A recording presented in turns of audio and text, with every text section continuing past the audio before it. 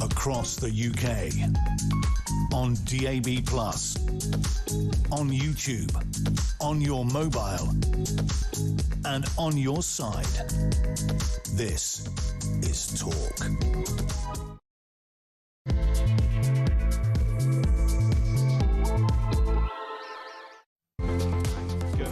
Yes, welcome to the home of common sense. Thank you to Mark Dolan. He's back tomorrow right here on Talk. So much to get through. So, we saw it yesterday, a very emotional Keir Starmer in the House of Commons. We'll give you a little reminder of that in just a moment. He's pretty much gone, although he has legged it to Ukraine for his final, one of many notching up the air mile moments that our Prime Minister seemed to excel in.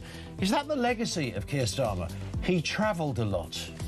Thoughts on that? Also, we'd be failing not to mention Thomas Tuchel retaining the backing of the Football Association despite that loss and is expected to lead the team into Euro 2028.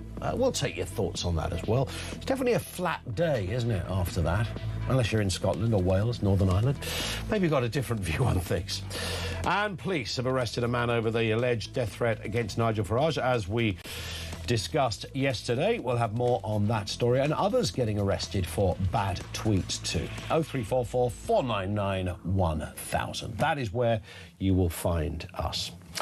So I think I speak for the nation when I talk about tears and emotions running high. It was only yesterday. Let's have a reminder of what happened. I picked up our party, I turned it round, I made a promise to rip anti-Semitism out of my party, and I did.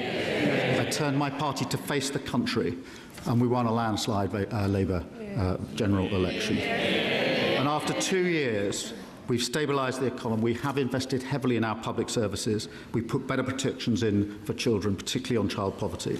We've strengthened our defence, and we've enhanced our international reputation. I'm proud to leave this country in a better shape than I found it.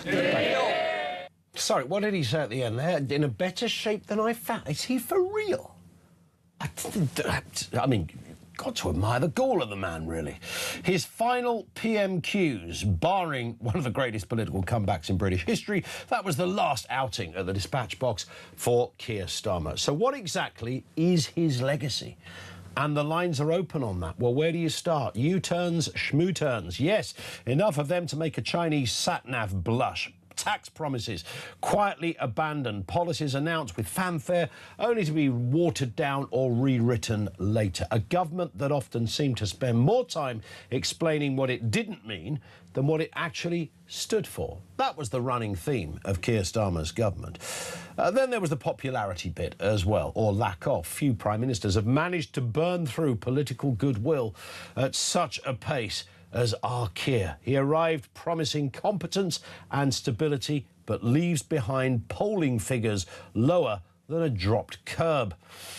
Economic growth, well, it never really did catch fire, did it? Illegal immigration remained terrifyingly high. Public services struggled. Businesses constantly complained about uncertainty and higher taxes. Pensioners, farmers, sections of his own party even, all found themselves in open revolt. For a leader elected on a promise of change, we've all been left scratching our heads, wondering exactly, well, what changed? Still, let's end on a positive. If Britain ever does open a museum of political U-turns, just between the Natural History Museum and that big building opposite, Keir Starmer's contribution to that one will deserve an entire wing. At least he'll be remembered, even if it isn't quite for what he'd hoped. To all those in the gallery, whose lives have been changed or improved by this Labour government, and all across the country who struggle to be seen or heard. You're the reason I came into politics. I'm beside myself. I don't know what's more emotional, England getting booted out of the World Cup or Keir Starmer's final words at the dispatch box. It's a close contest. I'm going to ask this as a serious question. What is Keir Starmer's legacy? 0344 499 1000. When I say what's his legacy, that may not be a positive answer. I mean, you might be able to look through the scraps and perhaps almost archaeologically stumble across, dig deep, everybody, stumble across a scintilla, a nugget, a morsel of something positive out of Keir Starmer's 2 years in office. If you can, I'm all ears. Wider than that, I mean, legacy doesn't always mean good. Legacy can mean anything. How's this bloke going to be remembered? What has been left behind? What do you feel the country looks like now compared to what it did 2 years ago? What is Keir Starmer's legacy? 0344 499 1000. Let's get a word with Alex Dean. Alex, of course, political commentator, regular with us on the programme. Good afternoon to you. Ian, how you doing? I'm all right. Look, I suppose people like us, and I include most of our listeners in this as well, Alex, when you say, what is Keir Starmer's legacy, as if a smile comes across your face, going, legacy? Legacy? Seriously? I genuinely struggled. I was trying to be objective. I wanted to find something that I could say, well, you know, in his own mind, he thought he was doing good. And that's about as far as I got. Well, when he said he left the country in a better place, my first instinct was that the country he meant was Mauritius. Which unambiguously comes out better. If he means our country, I suppose when he found it 2 years ago as Prime Minister, we faced the prospect of 5 years of Keir Starmer in number 10. Yeah. And now a mere 2 years on, we don't. So that's an improvement. The one thing I will give him is support for Ukraine, the thing that he doubled down on in his remarks. But of course, that's not about this country. I suppose it may help our standing on the international stage, but it's about another country. As far as our country's concerned, he's left defence in a parlous state, chronically underfunded.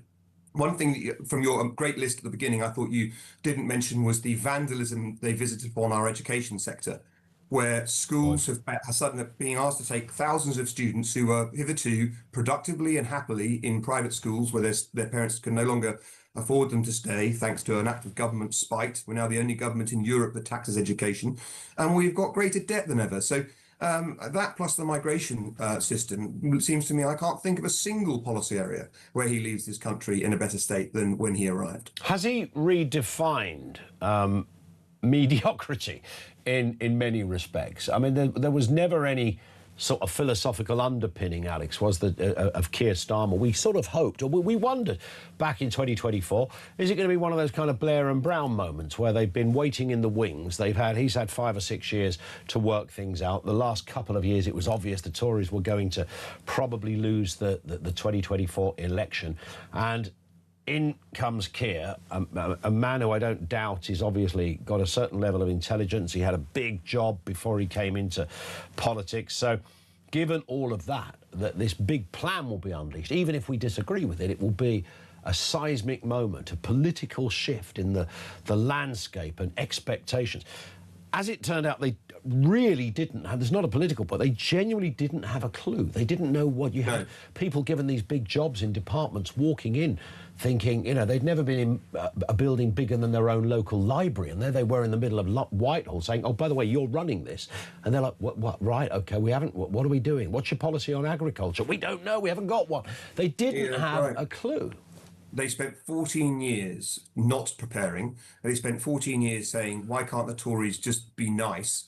And then they get into government, they get into their office and they say, well, where's the be nice button? I just want to be the minister that's nice. And it turns out actually governing is quite hard. You have to prepare about it properly and think about it properly. And as soon as they U-turned on welfare, in their first year, as soon as they made a concession to their own backbenchers, as big as that, it was obvious they would U-turn on anything. And if they couldn't see their agenda through, then suddenly everyone would be asking the obvious question, what is this government for? And there's one other very bad thing, I'm afraid, to come out of this Prime Minister's time in office. Yes, he won a very large majority at the last election, in which, declaring an interest, I was a candidate on the other side. Yeah. Of the 411 MPs who he got elected in that election, they just told the world that none of them were good enough to lead. Not one. They had to engineer a by-election to get someone else who wasn't elected in their ranks, causing another by-election in Manchester, by the way, in the mayoralty, to come in order to try to lead them. So they've just been completely open about the fact that they are rudderless. Yeah. And that is going to be Keir Starmer's legacy, Ian. We've got this real British tendency of looking back over our shoulder and saying, in retrospect, you know, that guy wasn't that bad. Let's not fall into that trap with Keir Starmer, because he really was that bad. Yeah, I wonder whether the legacy is...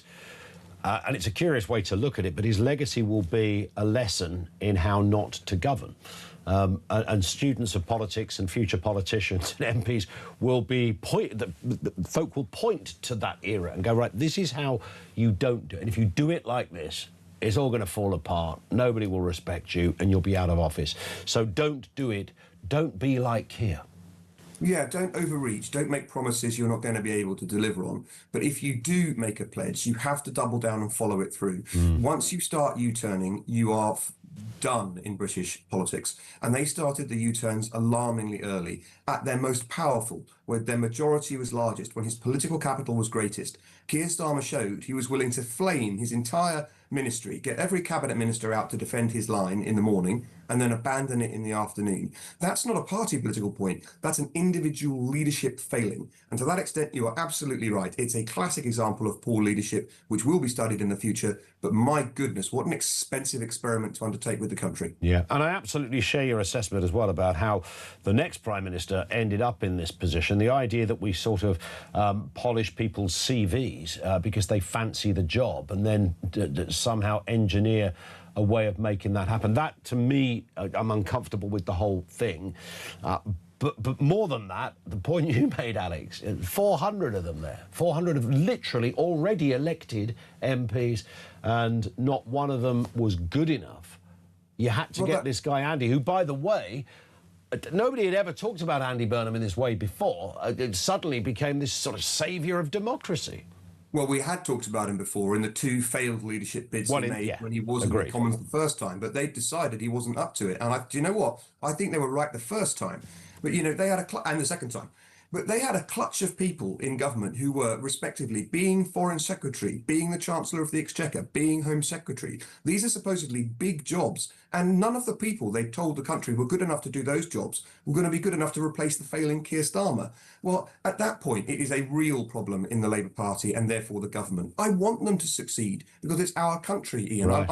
I'm urging them on. They won the election fair and square. But if the best thing he can say is that he reformed his party in opposition, which is largely speaking, he's got a point there, better than Corbyn's Labour Party. If the best thing you can say about your government's actions internally and domestically was what you achieved in opposition, it just demonstrates the hollowness of your agenda, your platform and your legacy. And so it is with Keir Starmer.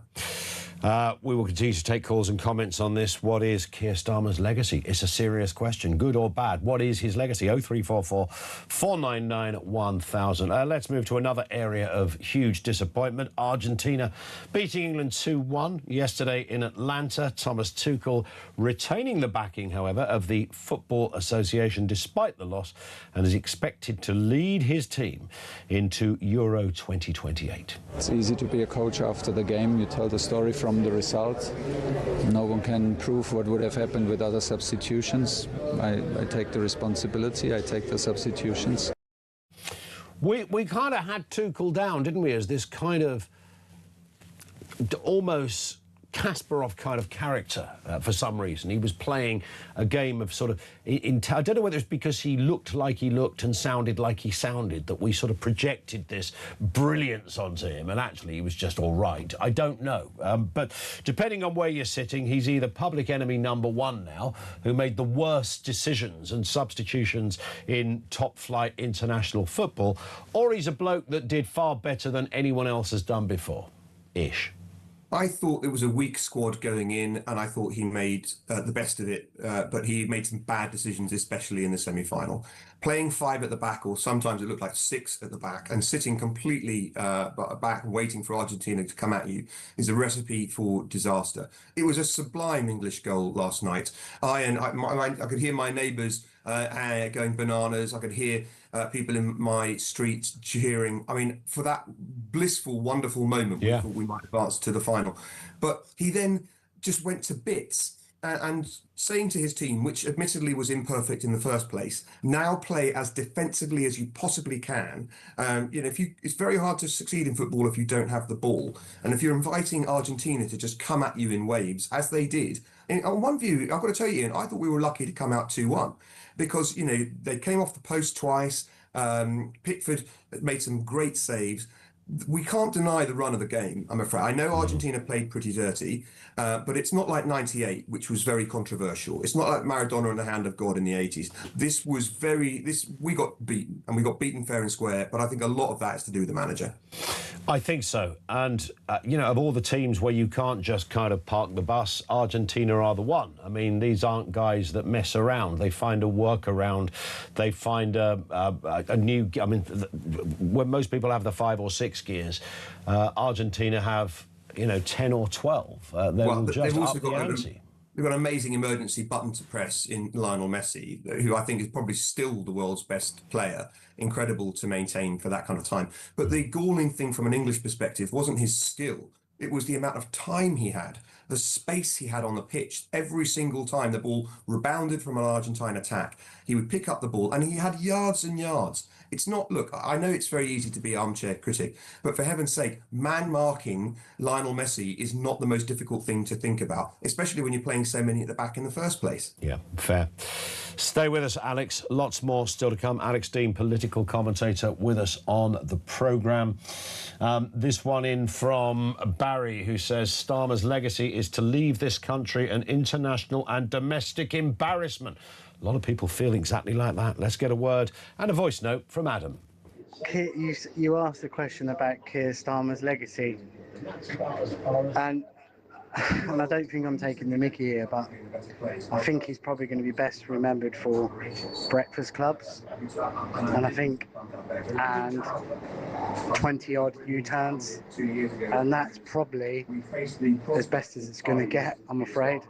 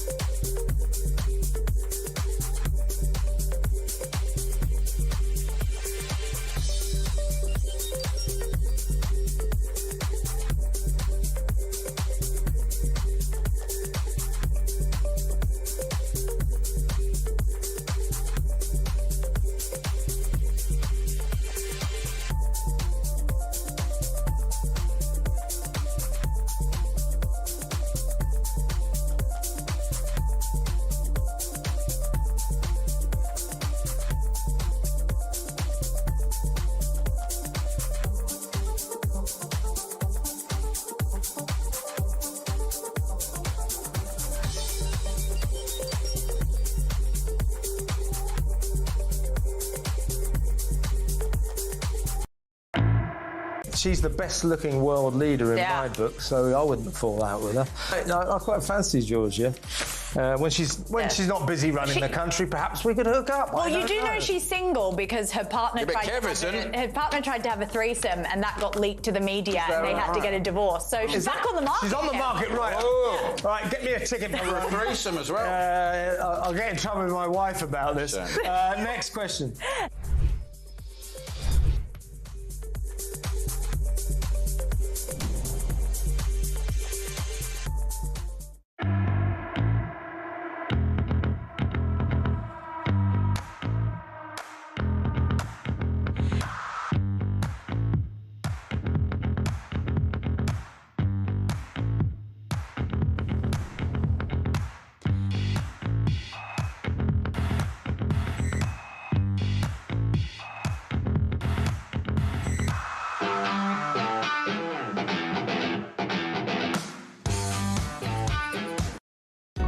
across the UK.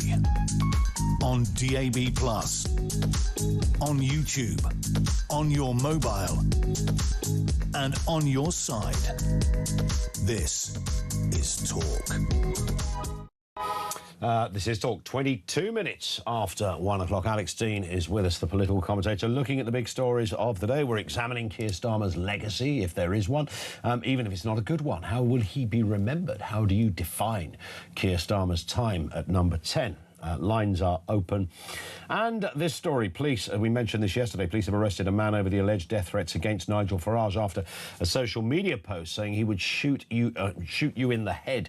This comes as Reform unveils plans to increase security for politicians. Meanwhile, Zia Youssef has noted how these views will come from previous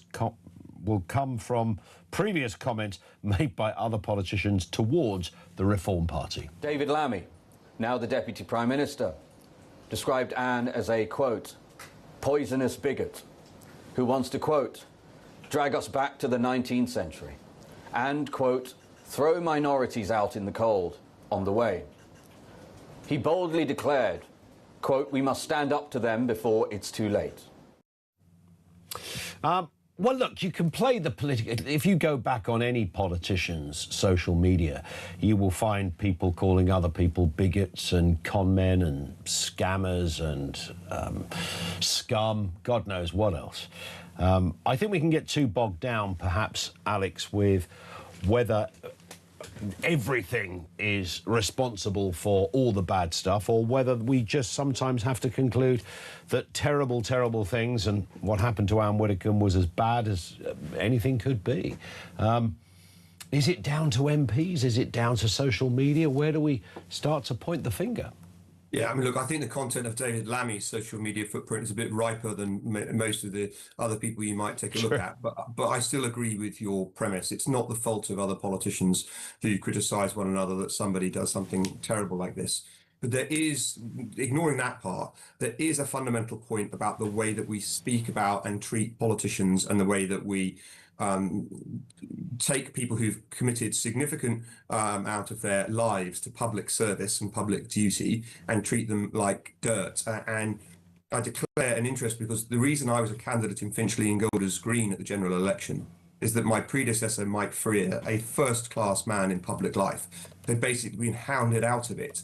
He received a number of death threats from the man who went on to murder Sir David Amos, Ali Harbi Ali. And the Christmas before the general election, our association office was set on fire, right? So there is something about the way that people sort of feel it's acceptable to treat politicians as something other than human. You know, they are a target for you, and you can narrow down and treat them as if they are the receptacles of all your bile and all your hate. I really don't like that. On the other hand, it's also important that our politicians are still accessible and can still see their constituents and take part in the public service and public life that they have committed themselves to. So I don't want to see our politicians yet more removed from the public and move to ever more security and behind ever higher walls and behind ever stronger gates. Because apart from anything else, if you play that in the end, the person who wants to do harm enough will find a way through. You've got to try to address the root cause. But the second thing is they'll lose the connection with their constituents that makes them a proper politician in the first place. So I do think there's a genuine tension here. I don't think it's the ones Zia Youssef's identified, but I do think there is a tension here between, on the one hand, wanting us to treat politicians better, and on the other hand, not wanting them to live ghettoised and fenced off. I mean, to me, that's absolutely true, and I do find the fascinating where do you draw the line debate on this. You know, we know there are people who've gone to jail for things they've said on social media, and often people then say, not unreasonably. I mean, I don't think people should be going to jail for this stuff, but then, of course, if you threaten to shoot someone, you can't just go, well, it's only said on social media, so we'll just leave that one alone. Somebody's just got arrested and we can't talk about it because they've been charged over social media comments about the death of Anne Widdecombe. Things like that. I mean, do we allow... I mean, being an idiot or being insensitive is not illegal. Where do we draw that line? And is it? Do we draw the line in the place to suit our own opinions? So if we are politically engaged over there, then we will protect anyone who says something from our camp, but if they say it from that camp, we won't. I mean, are we all slightly hypocritical on this one? No, I'm pretty robust on my belief in free speech. I don't think almost all speech I don't think should be policed. Threats to kill are a specific area of law on which I would say the dividing line is credibility. You have to look at how serious the threat might be. Yeah. There are not that many parents who have not said, obviously euphemistically at one point or another, oh, I could kill you, but yeah, that's different from actually making a threat to somebody's life. And for example, it's more serious if you take the time to cut stuff out of a newspaper and send, people still do this, and send an anonymized letter that people work out is from you, to saying online, I wish you were dead, right? Which is a different form of words. I get all the time a face people would like to punch and that sort of thing. It's just my face, actually. But, you see, you get all that sort of stuff, and you're just willing to shrug it off. But genuine threats to people and genuinely intimidating people is different. I also note, by the way, it happens a lot more to women in public life, at least in this country. Absolutely. It really does. And of course, those horrendous comments are often sexual and violent, as well as political.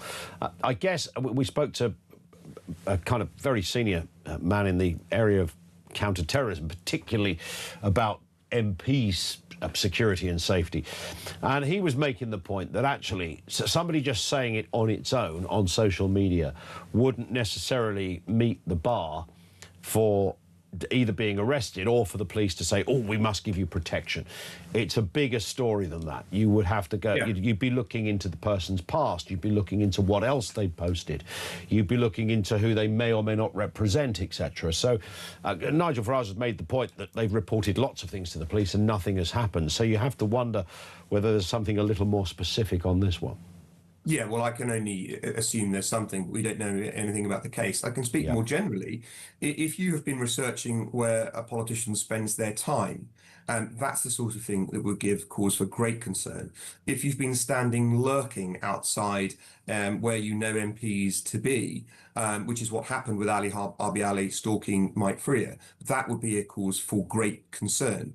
Those sorts of patterns are things that you can pick up on, but speech, it goes in all different directions, and the consequence of saying something very stupid about how much you hate a politician and wish they were dead, generally speaking, should be that we think less of you, should be that we think you're an idiot for talking that way and for wishing that sort of thing on somebody. It shouldn't be getting a door knock from the police because of something you've said online. It's interesting that the way we look at the online world and how it's changed things. I still believe there are massive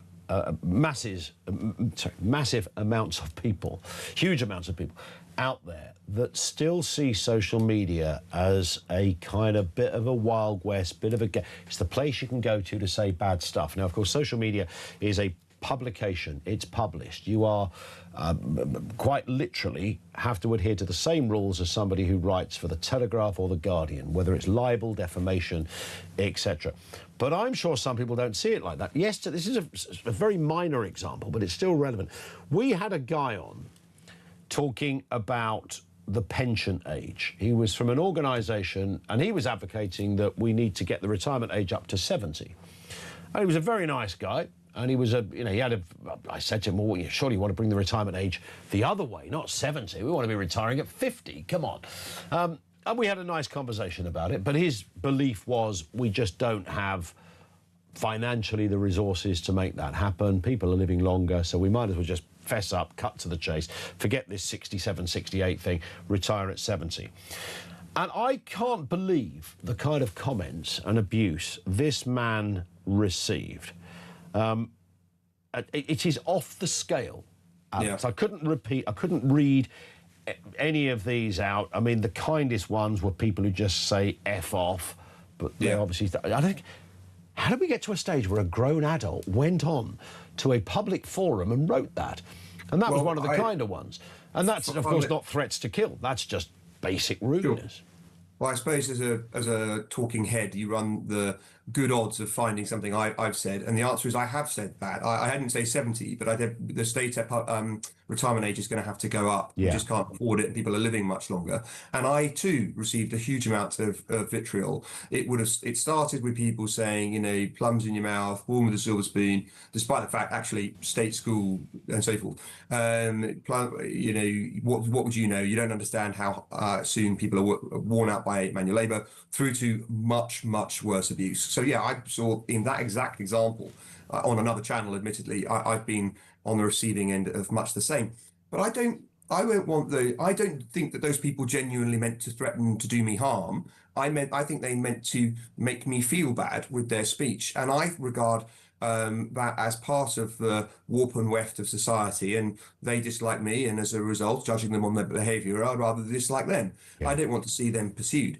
If I had any reason to think it was a credible threat to me, or anything was said online was a credible threat to my family, or a politician I knew or was working with or something, that would be different. But generic abuse and generic sort of, which does extend to, you know, I wish you were dead, that sort of thing, that I'm afraid, I'm pretty much a free speech absolutist. I agree, Alex. I suppose it disappoints me just on a basic. It never offends me personally if I get it. On a human level, I am disappointed. I think how did humans begin talking to each other in this kind of way? Yeah. If you were in a supermarket and you overheard an opinion of somebody saying, "Oh, I think retirement age should be 70," you wouldn't just dip your head in and say, "Why don't you F off and die?" Well, you know, that would be really weird. Might. You'd have the security boys on you. Yeah, but somebody very well might say that if they happen to hear it in that example and in those circumstances. Social media didn't make people stupid. It gave stupid people an opportunity to record their stupidity online in a permanent form. Yep. And so all it's done is amplify the stupidity that was already there. The consequence of these sorts of remarks is that I think the person is stupid. That's it. Indeed, I think you're right. Alex, on that point, we hit the clock, but thank you. Always good to have you on, Alex Dean, the political commentator, former parliamentary candidate as well. Thank you to him. Over to you. All of that, everything we just talked about there, anything else you want to sling into the mix as well? What is Keir Starmer's legacy? I'm asking this with a straight face. Doesn't mean there has to be a positive one. The legacy could be something that is slightly more disturbing and not quite so kind, but you see it as how he will be remembered. He's never going to be walking back into the Houses of Parliament as Prime Minister again. Yesterday was his swan song. It was the end of. He walked the plank. By the way, he's in Ukraine at the moment. Where else do you think he'd be? He's got a couple of days left in the official job. How will he be best remembered? For the good or the bad? 0344 499 1000.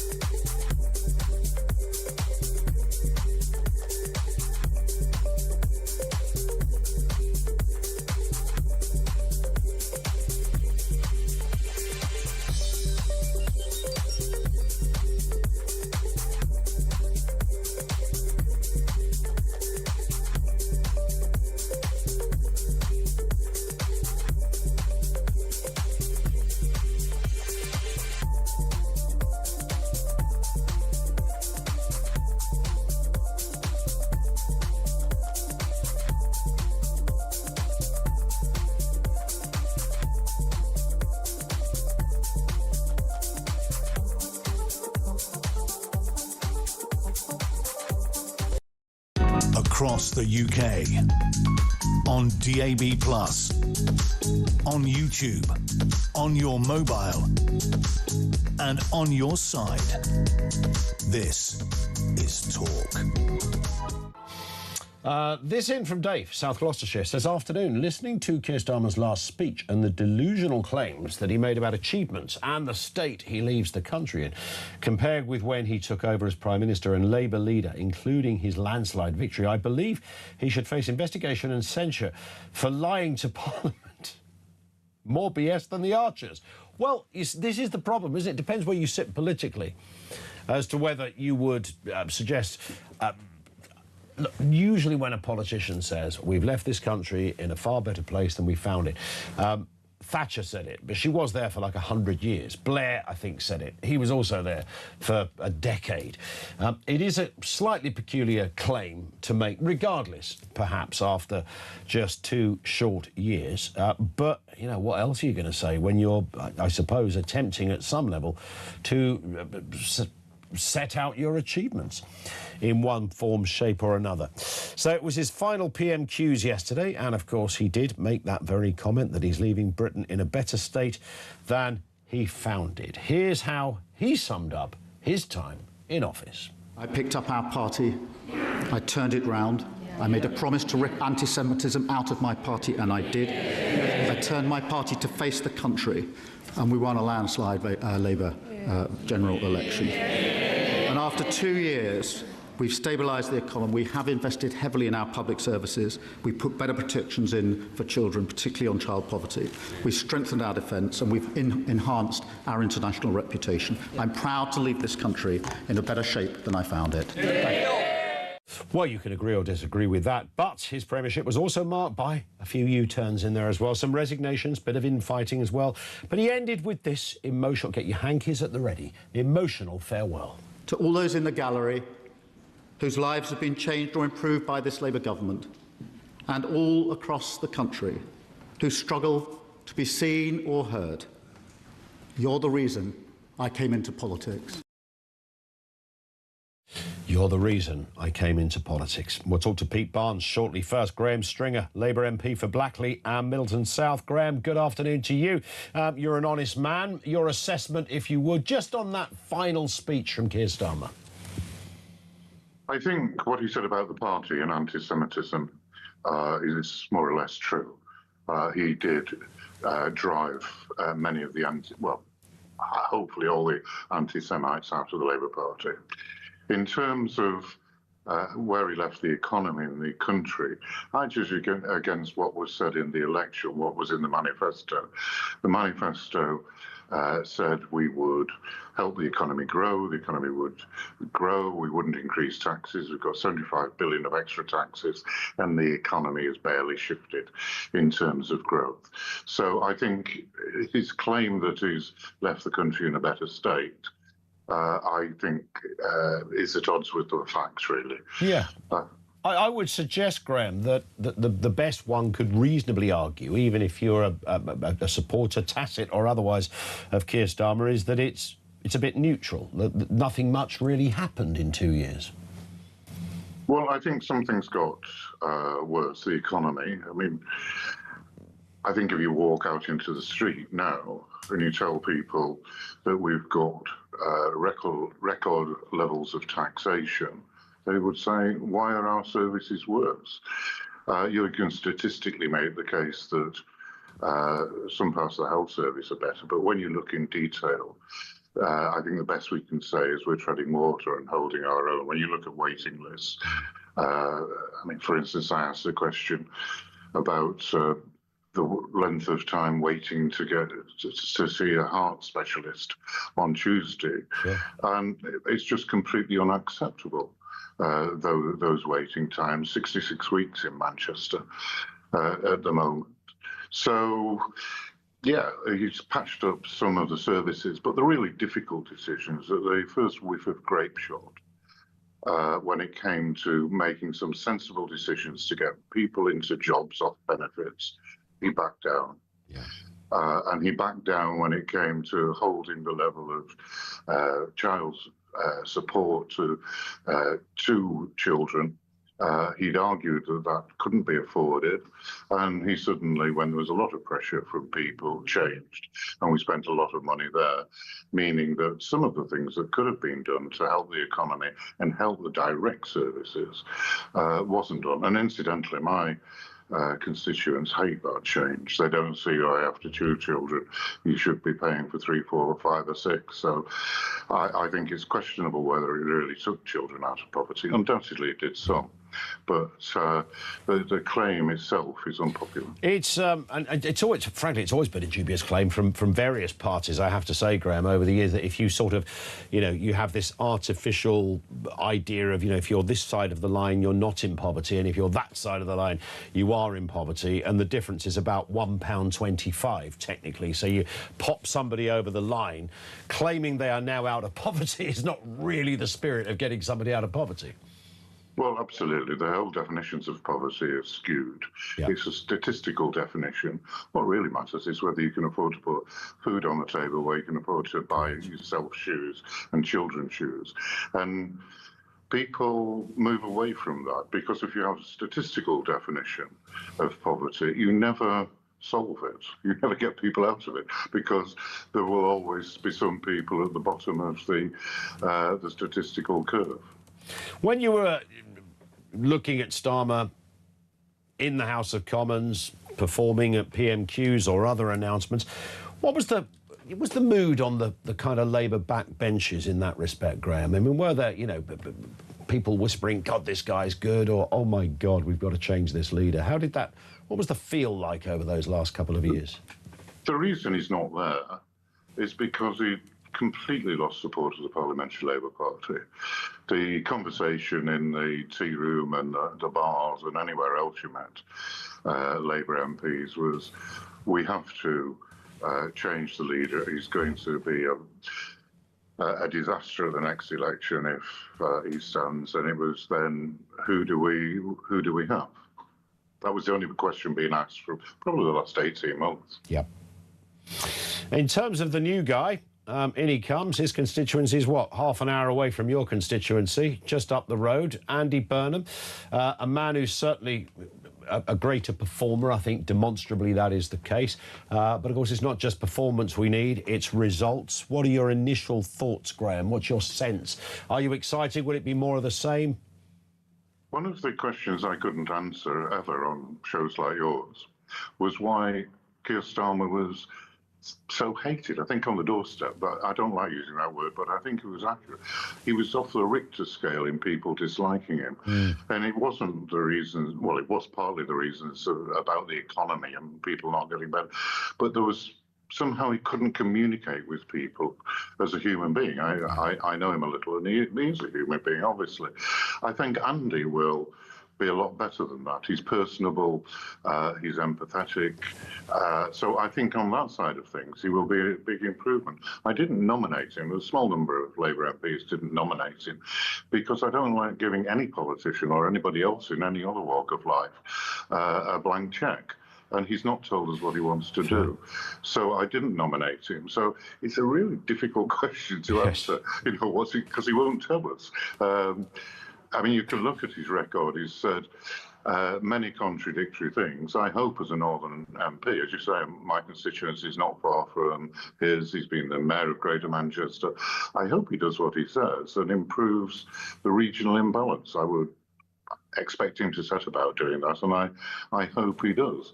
But I don't see anything in what he's said so far in that he will deal with the fundamental problems. The economy, defence, where there's not enough money, small boats. Yep.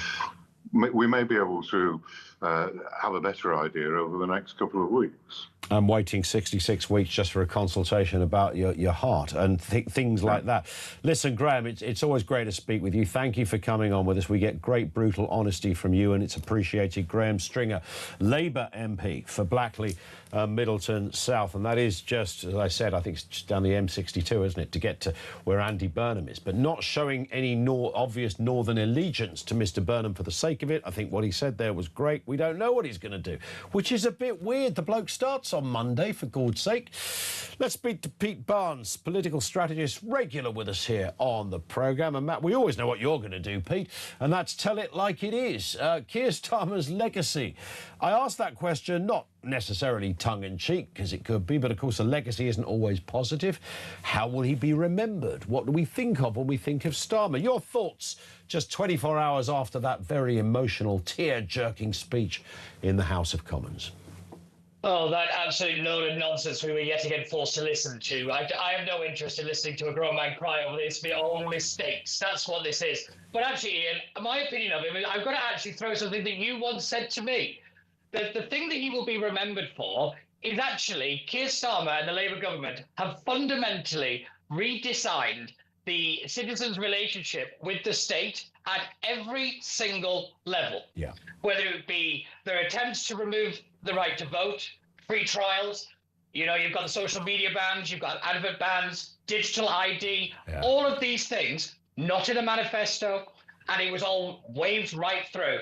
That stinks. For me, and by the way, can I just say Graham Stringer, who just said on then, one of the last few great Labour MPs who has an ounce of principle left in him.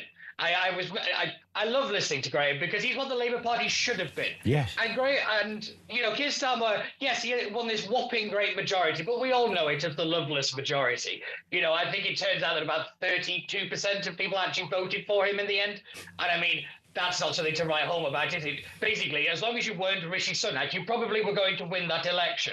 But yeah, I mean, I don't understand how he can say what he said, that he's left Britain in a better way. There's not a single marker I can look at. And I've spent most of the early morning, literally about 4 of us actually in my office, have been trying to go through what we can actually put our finger on that he's made better. Yep. Because he turned the special relationship into the toxic relationship. He negotiated with Palestine while Hamas still held hostages and then called them sausages. I mean, that's going to haunt him for a very long time. You then had all the sleaze over Lord Ali and then had the audacity to get on his high horse about Boris Johnson when he was leader of the opposition, about how much better he would be and all this kind of stuff. I mean, it's just an insipid, pointless little individual who should not have been in that office, didn't deserve to be in that office, because that office has held Thatcher, it held Winston Churchill, it held great people that built Britain. That man tore it down in less than 2 years. Yeah. I mean, in a way, that's quite impressive, but not in a good way. What I'm scared about, Pete, in a way, is that we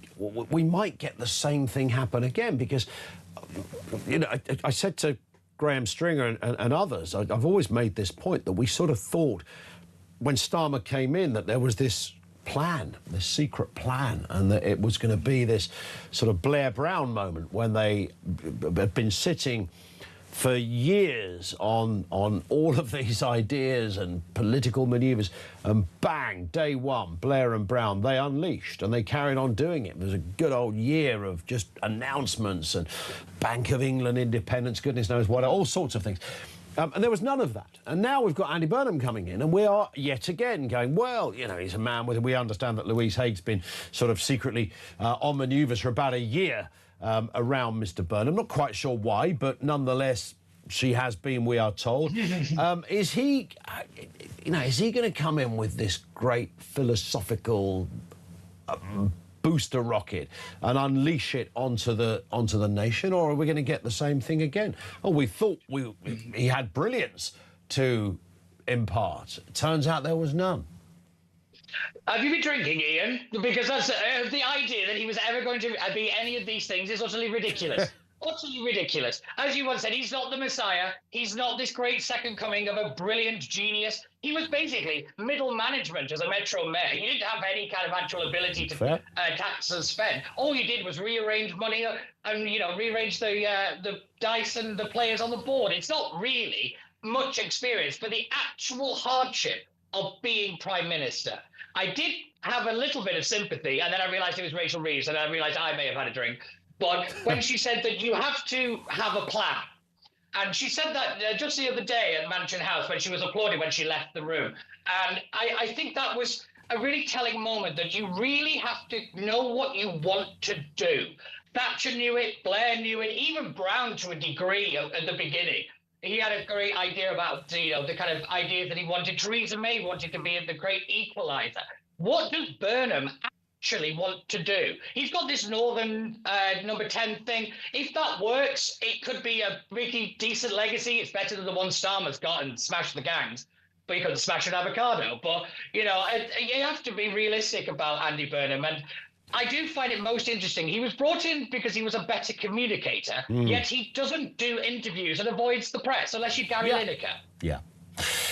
It's going to, well, if nothing else, it's going to be rather fascinating. Certainly those initial couple of weeks. In that respect, I can't wait. But that's really because I do this for a living. Pete, great to have you on. We will see you again very soon. Back on Talk, of course, very soon. He is Pete Barnes, political strategist. Thank you to him. More from you in a couple of moments' time. 0344 499 1000. Anything you've heard in the last section on Keir Starmer, his legacy, good or bad? How will he be remembered? Give us the best bits of Keir, if you would.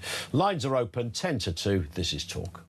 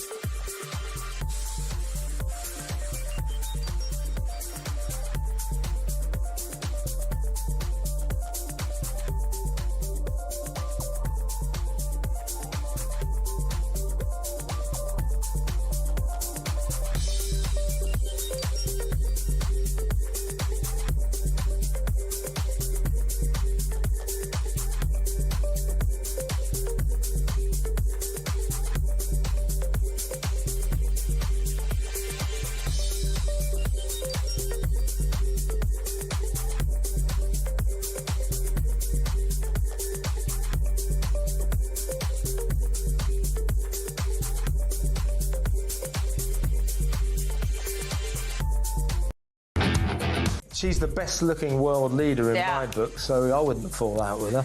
I quite fancy Georgia.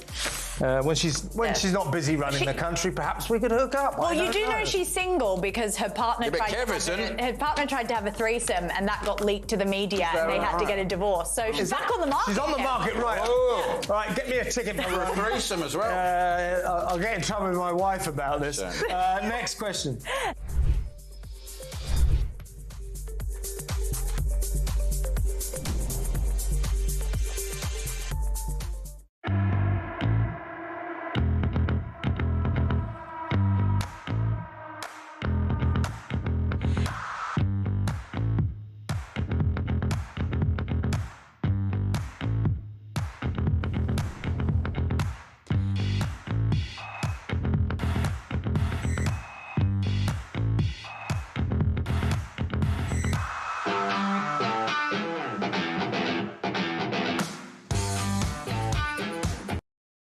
Across the UK, on DAB+, on YouTube, on your mobile, and on your side.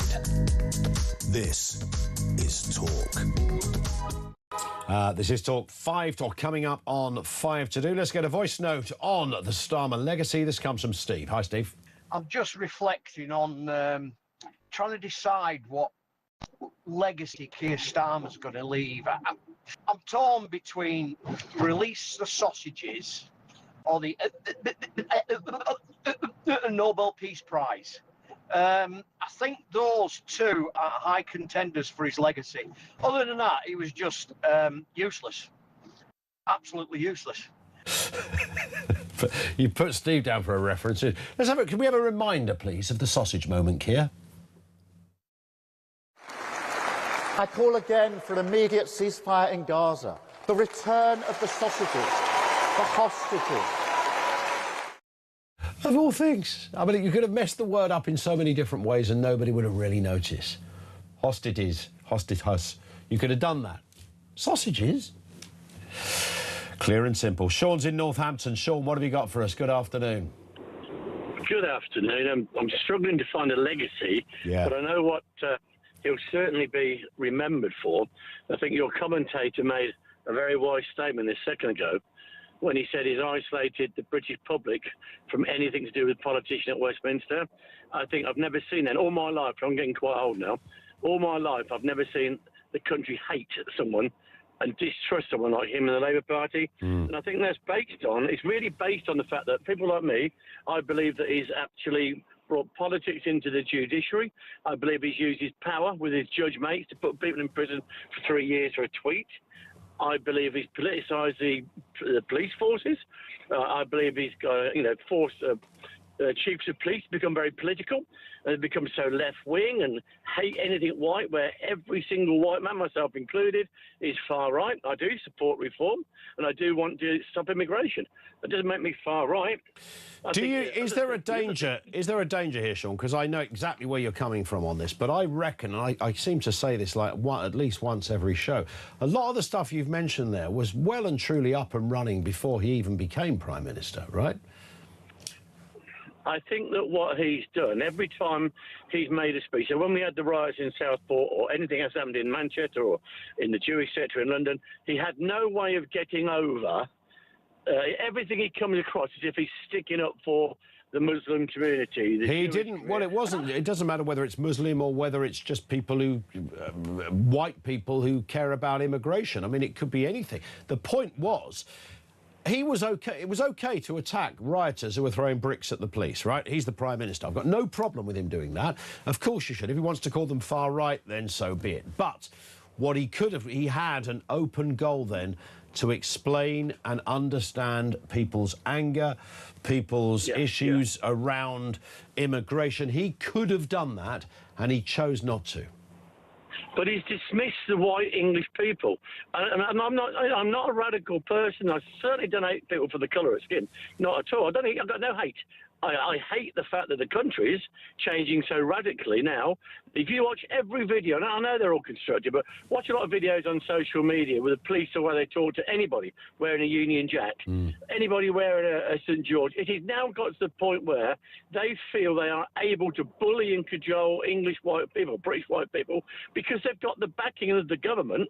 I mean, look at that kid down, that one who died recently, the one that, the lad that got murdered by the Hindu bloke, whatever he was. If you look at that, everything was aimed at minimising the fact that he was attacked by an Asian on an English guy. And it's as if we're dumb, that they talk to us as if we're absolutely stupid. What case were you talking about there? The young lad, the young lad down in Southampton. Sorry, you're talking about Henry Novak? Yeah. Sorry, I thought you were talking about some other incident altogether. No. That Henry Novak thing was the most disgusting thing I've seen for many years, yeah? But yet again, everything, even though we've all watched it with our own eyes, we've watched the police go to the other gentleman, we've watched him take his report that he knocked his turban off. They were there, and they had the audacity to leave a dying man, because they felt they could, because they'd done the right thing by their bosses, they'd looked after the Pakistani bloke, who can take charge of the English bloke next. And sorry, I think Starmer is to damage relationships in this country. I don't think that aspect of policing has got a thing to do with Starmer, but it's under his watch, and some of it he has to take the stick for. I think I'm also right in saying the perpetrator was not a Pakistani. That wasn't his faith, his nationality, and he wasn't a Muslim either. But I say that only because of the points that you had previously made there, Sean. Thank you, mate, for that. We'll have more calls and comments on the way. 0344 499 1000 is where you will find us. Lots to get through. Keir Starmer, you heard it from Sean. He had a lot of anger there, and some of it was a little misplaced. But listen, this is politics. Keir Starmer didn't prove himself otherwise, did he? Lines are open. This is Talk.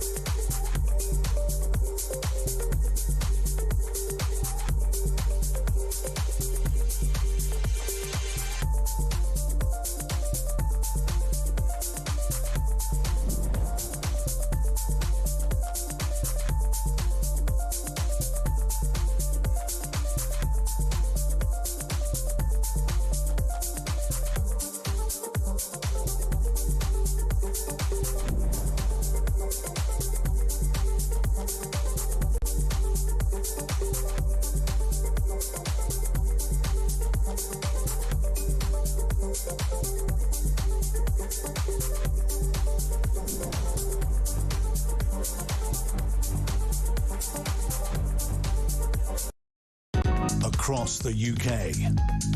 On DAB+, on YouTube, on your mobile, and on your side. This is Talk.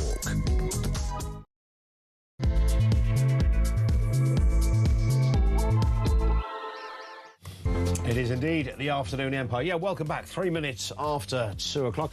What are we looking at here? There's quite a lot to look at here, as it turns out. Keir Starmer's legacy. You might be going, legacy? What are you talking about, his legacy? Well, a legacy can work in many ways. It doesn't necessarily mean it's positive. It doesn't mean there's a big old list of good stuff that he did. And you could phrase it another way. How will he be remembered? I think he's recalibrated politics for the bad. For the worst. The relationship the state has now with politicians, I think, has never been worse than under his watch. Yes, we can throw everything, including the kitchen sink, at him, but overarchingly, I think it's his sense of almost nothingness that defines him. And that's not a cheap shot, genuinely. A vacuous, empty vessel of nothing, just nothing there. Thoughts on that? Here's a question. Are the police now taking threats of hate speech against politicians, particularly those on the right, seriously? We know that one man was arrested for threats to kill Nigel Farage. He has been released on bail. In another case, somebody who wrote horrible comments allegedly about Anne Widdecombe has now been charged too. Where do you place that in the free speech arena of social media? I mean, death threats are no-no. Insensitive comments, is that the same thing? And Thomas Tuchel has retained the backing of the FA despite the loss and is expected to lead the team into Euro 2028.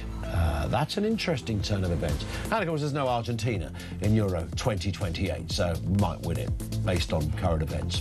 0344 499 1000. Unless they're going to do that Eurovision Song Contest thing.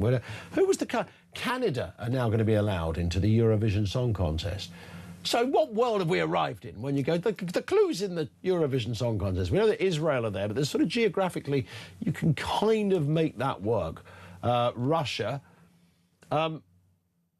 Australia, though, are there. They've been there forever. I think it's something about being a member of the broadcasting unit, isn't it, that puts this thing together. It's sort of an international affair. So presumably if you plough a few quid in it, you could be a member. Yeah, but we're Canadians. We're not, we're not European. It's the Eurovision Song. Isn't that the whole point?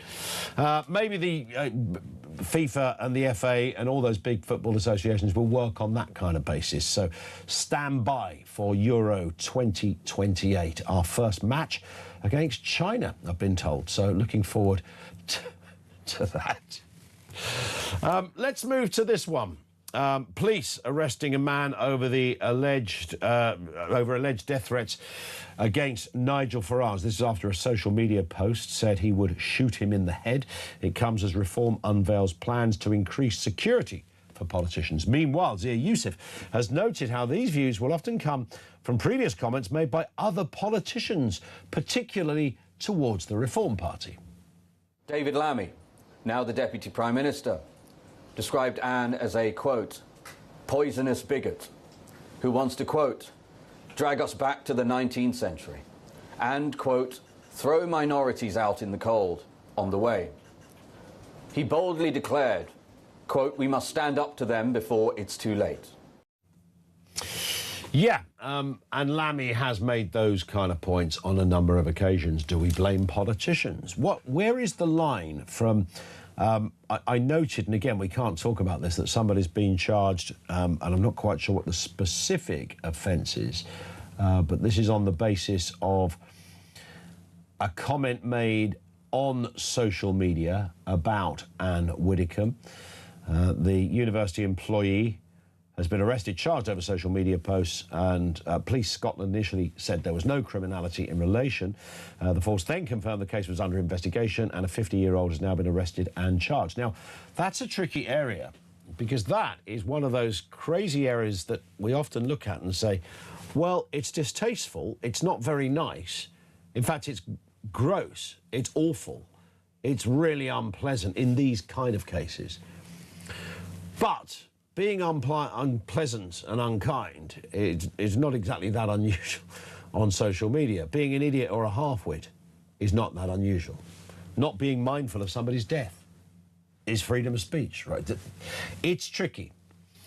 But when it comes to a death threat, and a death threat where one has to assume the authorities believe there is sufficient evidence to think this isn't just somebody casually shooting their mouth off, although this person has been released on bail, maybe we're in different territory. Mike Neville, former Met Police DCI, is with us. Afternoon to you, Mike. I mean, I'm guessing the police don't just look at a tweet and then go and arrest somebody. Would there be a little bit more investigation into that? You would hope so, Ian. I think there's several issues here. So what people have seen, of course, is that when somebody's saying something that the left don't like, they're very keen on this. So we had, Lucy Connolly, who had probably no intention of setting fire to anything, sent to prison. You had Graham Lenihan arrested at the Heathrow airport for making comments about transsexuals, and he's then been paid out £25,000 by the Met Police. And so I think what people are saying is, if it's all right for them, it's all right for us. And I think we've got to get back to some kind of reality here. And my view is that an officer of superintendent rank, somebody quite senior, should have to sign off to say this person can be arrested for these comments because we believe that they have, the ability to carry it out, or we believe this is true. Because I think the arrests for social media have gone too far, and I think, but if you're going to threaten politicians and threaten to shoot them, if they believe that you've got some capability to do that, then of course you should be arrested. But some of the arrests and some of the punishments, like we saw with Lucy Connolly, are far too much in my view. Yeah, we had this comment in from Ray on Twitter, who says, one of the main things to prove with threats to kill is that the victim believes that the defendant has the ability to carry it out. Where do you see that? Well, that's just one of the points of proof, in the sense that you could say that, can somebody get hold of a weapon? Have they got the capability to do that? And I really do think that each social media case should be reviewed by a senior officer. I think with the case of Graham Lenihan, I think it's probably some police constable who's got some bee in his bonnet about transsexual rights has made a decision to arrest, and that should not happen. These things are very contentious, and what they do is often damage trust and confidence in policing, and they often fuel allegations of two-tier policing, which adds to the same. So I think there should be some real guidelines and some real police instruction about when these things are done. Indeed. Mike, great to have you on as ever. Thank you, Mike Neville. He is, of course, former Met Police DCI. Thank you to him. Over to you, 0344 499 1000. Where do we place this in terms of our views on social media? Does he want me to stay? Whoa. I can still hear our guest. I think he's gone now. I only said whoa, just in case he said something else. When it comes to social media, it's a tricky one, isn't it? Because there is a sort of Elon Musk kind of belief that kind of anything, pretty much anything goes. And I have that. I don't understand. I can say so much. I don't understand why people struggle to note, firstly, that it's an adult site. And when you look at what is on there and the kind of thing it serves up, you're on the train going home. Oh, look, there's a beheading video. I just happened to be merrily looking through some comments on Keir Starmer yesterday, and as I went on to X, oh, look, here's a video of somebody who's set fire to a puppy and are enjoying laughing while it happens. A great dog torture at 4 o'clock in the afternoon. That's not all right, is it? Elon Musk will say, each to their own. If you don't like some things, you don't watch them. You just move on. Fine. But there is a lot out there, and it's pretty grim and grisly. Do we want people arrested, or is it only when they attack one of our own or somebody with views that are counter to us? Is it that? I don't actually know. 0344 499 1000. Let's go to Shirley in the Cotswolds. What are your thoughts, Shirley? Good afternoon. Hello. Hello, Ian. Good afternoon. I heard you chatting earlier talking about. I think we're going to have to try and get you back on a slightly better line. It's been happening. Maybe it's the weather. Not a problem. Let's look at some comments. Heather says, Heather's in Nottingham, Keir Starmer should be remembered for his coining of the phrase far right. It started at Stockport and went to use it, causing division, hate and anger. Prior to him, it was an expression used for football hooligans or members of the BNP, not the general electorate. Furthermore, he was a liar, and his final speech was also a lie. He either avoided questions or just told bloody hell, that was loud, or told outright rubbish. He sounded like he was updating his CV. And my goodness, he egged it up. He did a bit, didn't he? Ian's in Bridgend. Ian, what have you got for us? Hi. Oh, hello, Ian. Yes, just about Keir Starmer's legacy. Yes, he had a brilliant legacy here in Wales of destroying 100 years of one-party rule here, didn't he? He did very well. That's a very good point, actually. Yeah, he made that, he made it work. He did, didn't he? Absolutely pathetic. Oh, commiserations to England, by the way, but Wales lost to them in the rugby last Saturday. That was a dubious refereeing decision there. Well, there's always something, isn't there? I mean, does it change our lives significantly? Probably not. It would have been a nice days of a bit of joy, spring in the step of my fellow countrymen, but as they say, nobody died. Oh, well, maybe the odd career. Listen, Ian, great call. Thank you very much indeed for that. This from Wendy. Great show. Best bits of Keir. Only one I can think of, his resignation. That's fair. Matt's in Cheshire. What have you got, Matt? Hi. Hi, good afternoon. Afternoon. It was just about the sort of subject of the day as he left Britain in a better state. Yes. We're better knowing what Labour are. We're better that the public have seen what Keir Starmer was. And we're all the wiser now for seeing what we didn't know Labour were. Well, we did know what Labour were for 14 years, but we didn't see it in power. So, in a way, it's like the biggest slap in the face Britain has ever had, and it is a really informative time. Aside from that, I despised him from the beginning for trying to overturn my Brexit vote, because he's an anti-democrat. He's a cheat. And I'm glad to see the back of him. I thought that was his trying to overturn the Brexit vote. I thought was his finest moment. I thought it was a brilliant piece of being a politician of the left. Isn't that what you do? And if you're a lawyer as well, you're going to try everything. You're going to try every single thing you can to say, not that I'm turning it over because I disagree with it. I'm turning it over because I think it was legally not safe enough. If I was a Remainer, that's what I'd be doing, wouldn't you? I mean, I agree with all that. And he lost, by the way, which rather made the point more delicious, because he lost.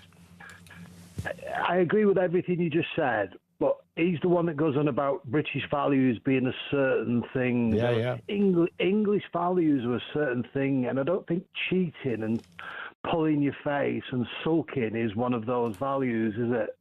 And spending the next 3 years trying to overturn the democratic. Yes, I mean, he wasn't the. I don't even think he was the chief flag waver of that, was he? He sort of became linked to it, but at the time, you had all these voices, mostly on the left. Of course, there were some right-wingers there. Well, right-wingers use that very loosely, but you take the point, Matt. There were some that agreed with it. Their argument was, look, this is so seismic. The idea that it was put to one vote. Asking, do we leave, yes or no, was unsafe. So, yeah, challenge away. I was always quite confident, Matt, that it wasn't going to make a blind bit of difference, and in the end, it didn't. No, it didn't. I mean, at the end of the public slapped them round the chops for trying to overturn democracy. And Anna Soubry, Chuka Umunna, Dominic Grieve, all those into the mix. But surely we would have known a little bit about his character by the fact that he did that before he ran for PM. Surely that should have been a sign that he was, untrustworthy if he couldn't accept democratic outcomes. Well, I just think he was the bit that we maybe all fell for to a degree, though, Matt, because I didn't think, you know, I'm thinking, here's a bloke that's been a lawyer all his life. He stood there in the Old Bailey performing in front of juries to, you know, to save people's skin in the wake of a terrible potential spell in jail. Somebody who does that, usually they're at least, if nothing else, they're pretty good, you know, when it comes to speaking. They're quite persuasive. So I kind of thought this guy's going to at least have that bit. It turns out that was one of his worst traits. Communicating. Do we not see now why the justice system is in tatters when a man like that has been in charge of it for so long? Maybe. Is that not? Has he not dragged it down to his level? That's a good point. We're not expecting the standards like Rumpole of the Bailey, and they don't exist anymore.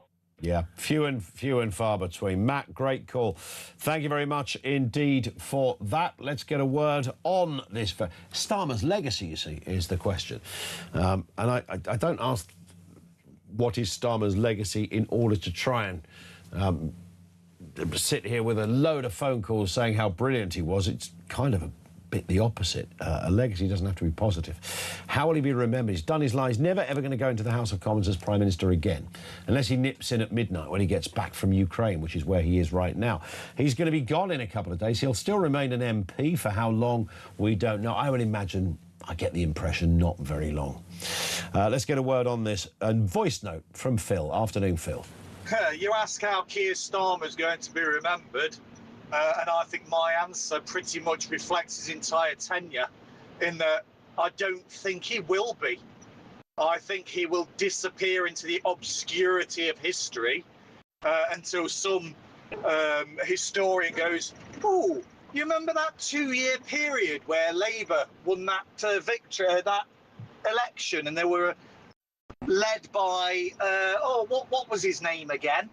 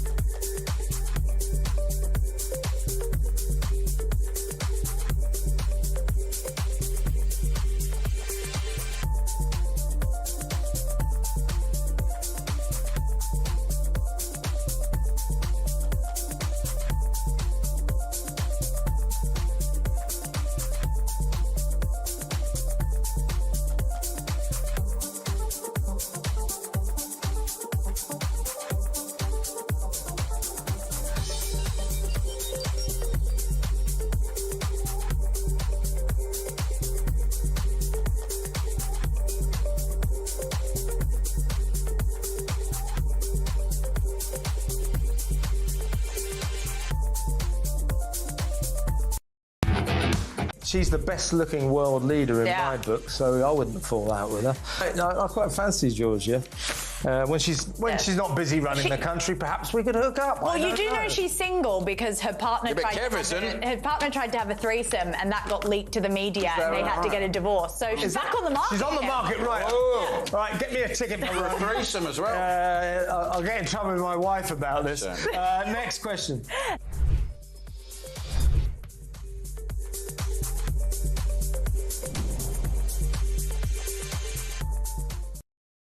Across the UK, on DAB+, on YouTube, on your mobile, and on your side. This is Talk.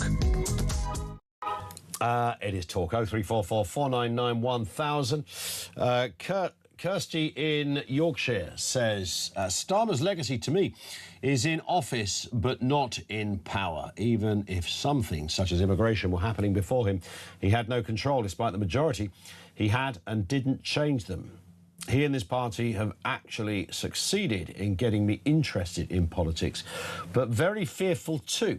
I went to a patriotic event and seeing him say, while sat in the control room in the capital city, calling people far-right thugs and threatening full force of the law, petrified me.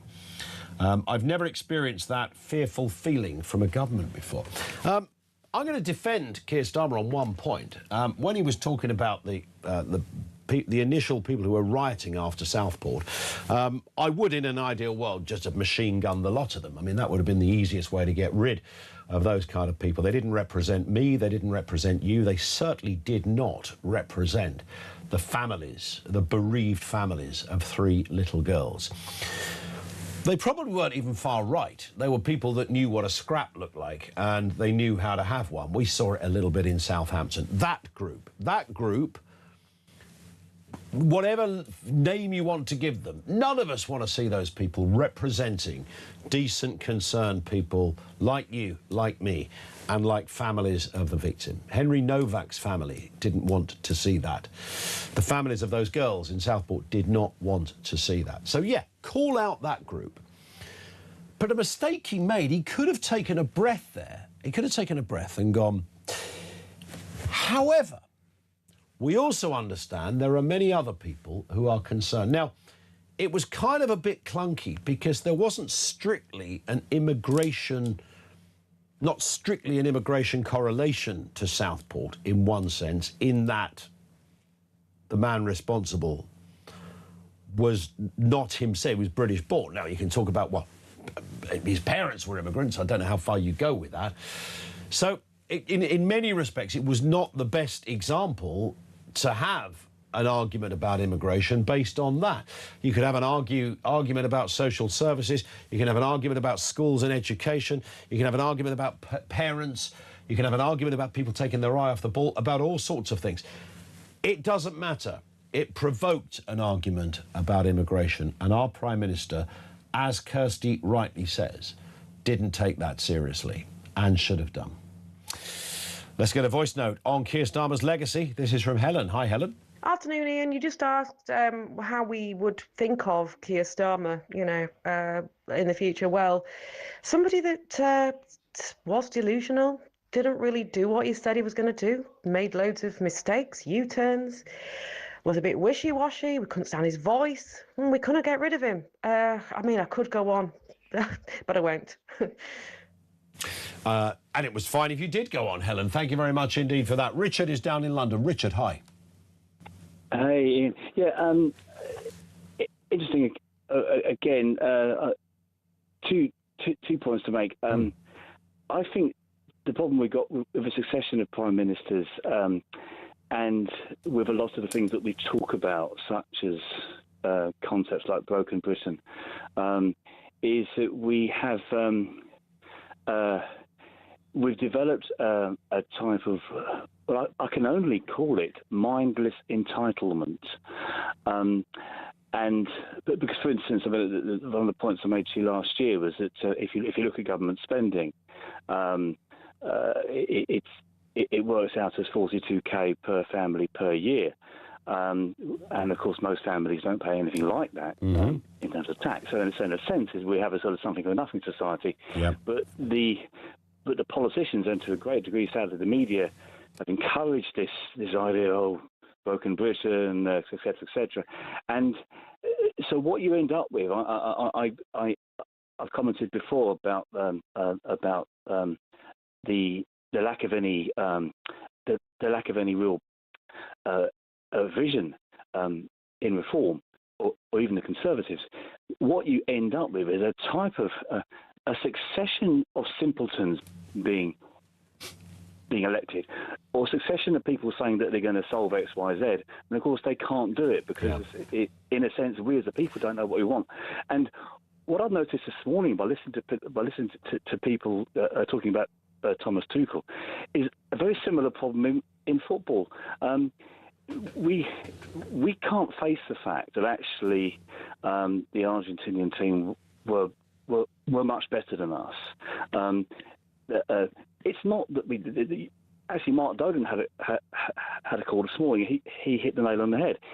He said we didn't decide to be defensive. We were actually pushed back by the fact that this side was playing better than us.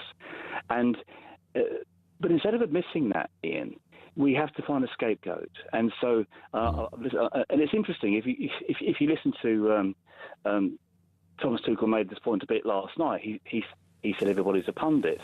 But if you look at the sort of pundits that are criticising him, I mean, if you look at the managerial record of Wayne Rooney, I mean, frankly, it's ridiculous.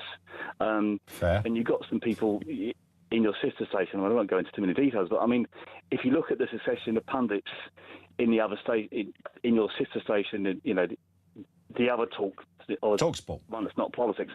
I'm sorry, there's not a bunch of successful people. There's not a bunch of successful footballers or a bunch of successful managers there. But what you've got is we seem to have a situation where we need a Guy Fawkes. And I think in a way, I'm coming to the end now. I think modern society is actually quite primitive. You were saying you don't understand why there's such vitriol in politics and obviously what's happened around Widdicombe. Well, it's something to do, Ian, surely, with the fact that we grew up in a Christian society, what we thought was Christian society, and we thought that violence was wrong. So, for instance, what happened around Widdicombe is obviously can't say too much about it, but we can say that people generally are getting extremely angry about politics, and you see. It would appear to be the case that in modern Britain there is no right and wrong. The only thing that's wrong is racism, which of course is so we have a value system which is basically around labour, the social engineering of a new society. So the only things that are really wrong are racism and various types of phobia, homophobia, you know, the other types of phobia. So you're saying, like me, as a kind of middle-aged man, why would somebody want to put on the internet that they want to murder Nigel Farage? Well, maybe in a way it's because murder's not wrong anymore. Murder's not as bad as racism. So in a sense, does anybody really think that, or have we just facilitated mad people's and unkind people, mad bonkers? I mean, you'd have to be a bit mad and bonkers to start writing that kind of caper on social media, particularly if you could be identified. Have we not just given those people a platform? Is that what's really changed there? Because there's no... I mean, if you look back, we was talking to a guy yesterday, I don't know if you heard it, Richard, but he was talking about... I'm trying to think who it was. It was Daniel Finkelstein, the journalist, who said... You know, if you go back to the Duke of Wellington and that era, go back to the Edwardians, Victorians, you will see all sorts of violent response against politicians and MPs. And that's way back. I mean, it is a list. I mean, he's in that Fraser Nelson gang, isn't he? That for instance, Ian, they tell us that crime has gone down, and that we shouldn't get too excited about it. But of course, what they forget is actually the crime figures in Britain have gone down partly because the Blair government said, well, let's get the police not to challenge people for possession of drugs anymore. Yes, so when they tell you that there's been no drugs, we haven't had to stop and search anyone on Camden Station, you go, well, that's because nobody was there to stop anyone. So, of course, there was no drugs found. I get that. I don't know whether Finkelstein is quite in that bracket, but he was just talking about the history of it. He was just saying that there used to be horrendous riots and, you know, people couldn't walk down the street back then, and it was very different. I wonder whether we're either revisiting that era or we're just facilitating it through things like social media. There's nothing people like more than an echo chamber and hearing somebody who agrees with them. It's not hard to find disagreement against a high-profile politician, whether they're on the left, Diane Abbott, or whether they're on the right, Nigel Farage. There's always going to be people who would quite happily give them a big old smack, right? Can I reply? Yeah. It's just to say this: Danny's not a historian.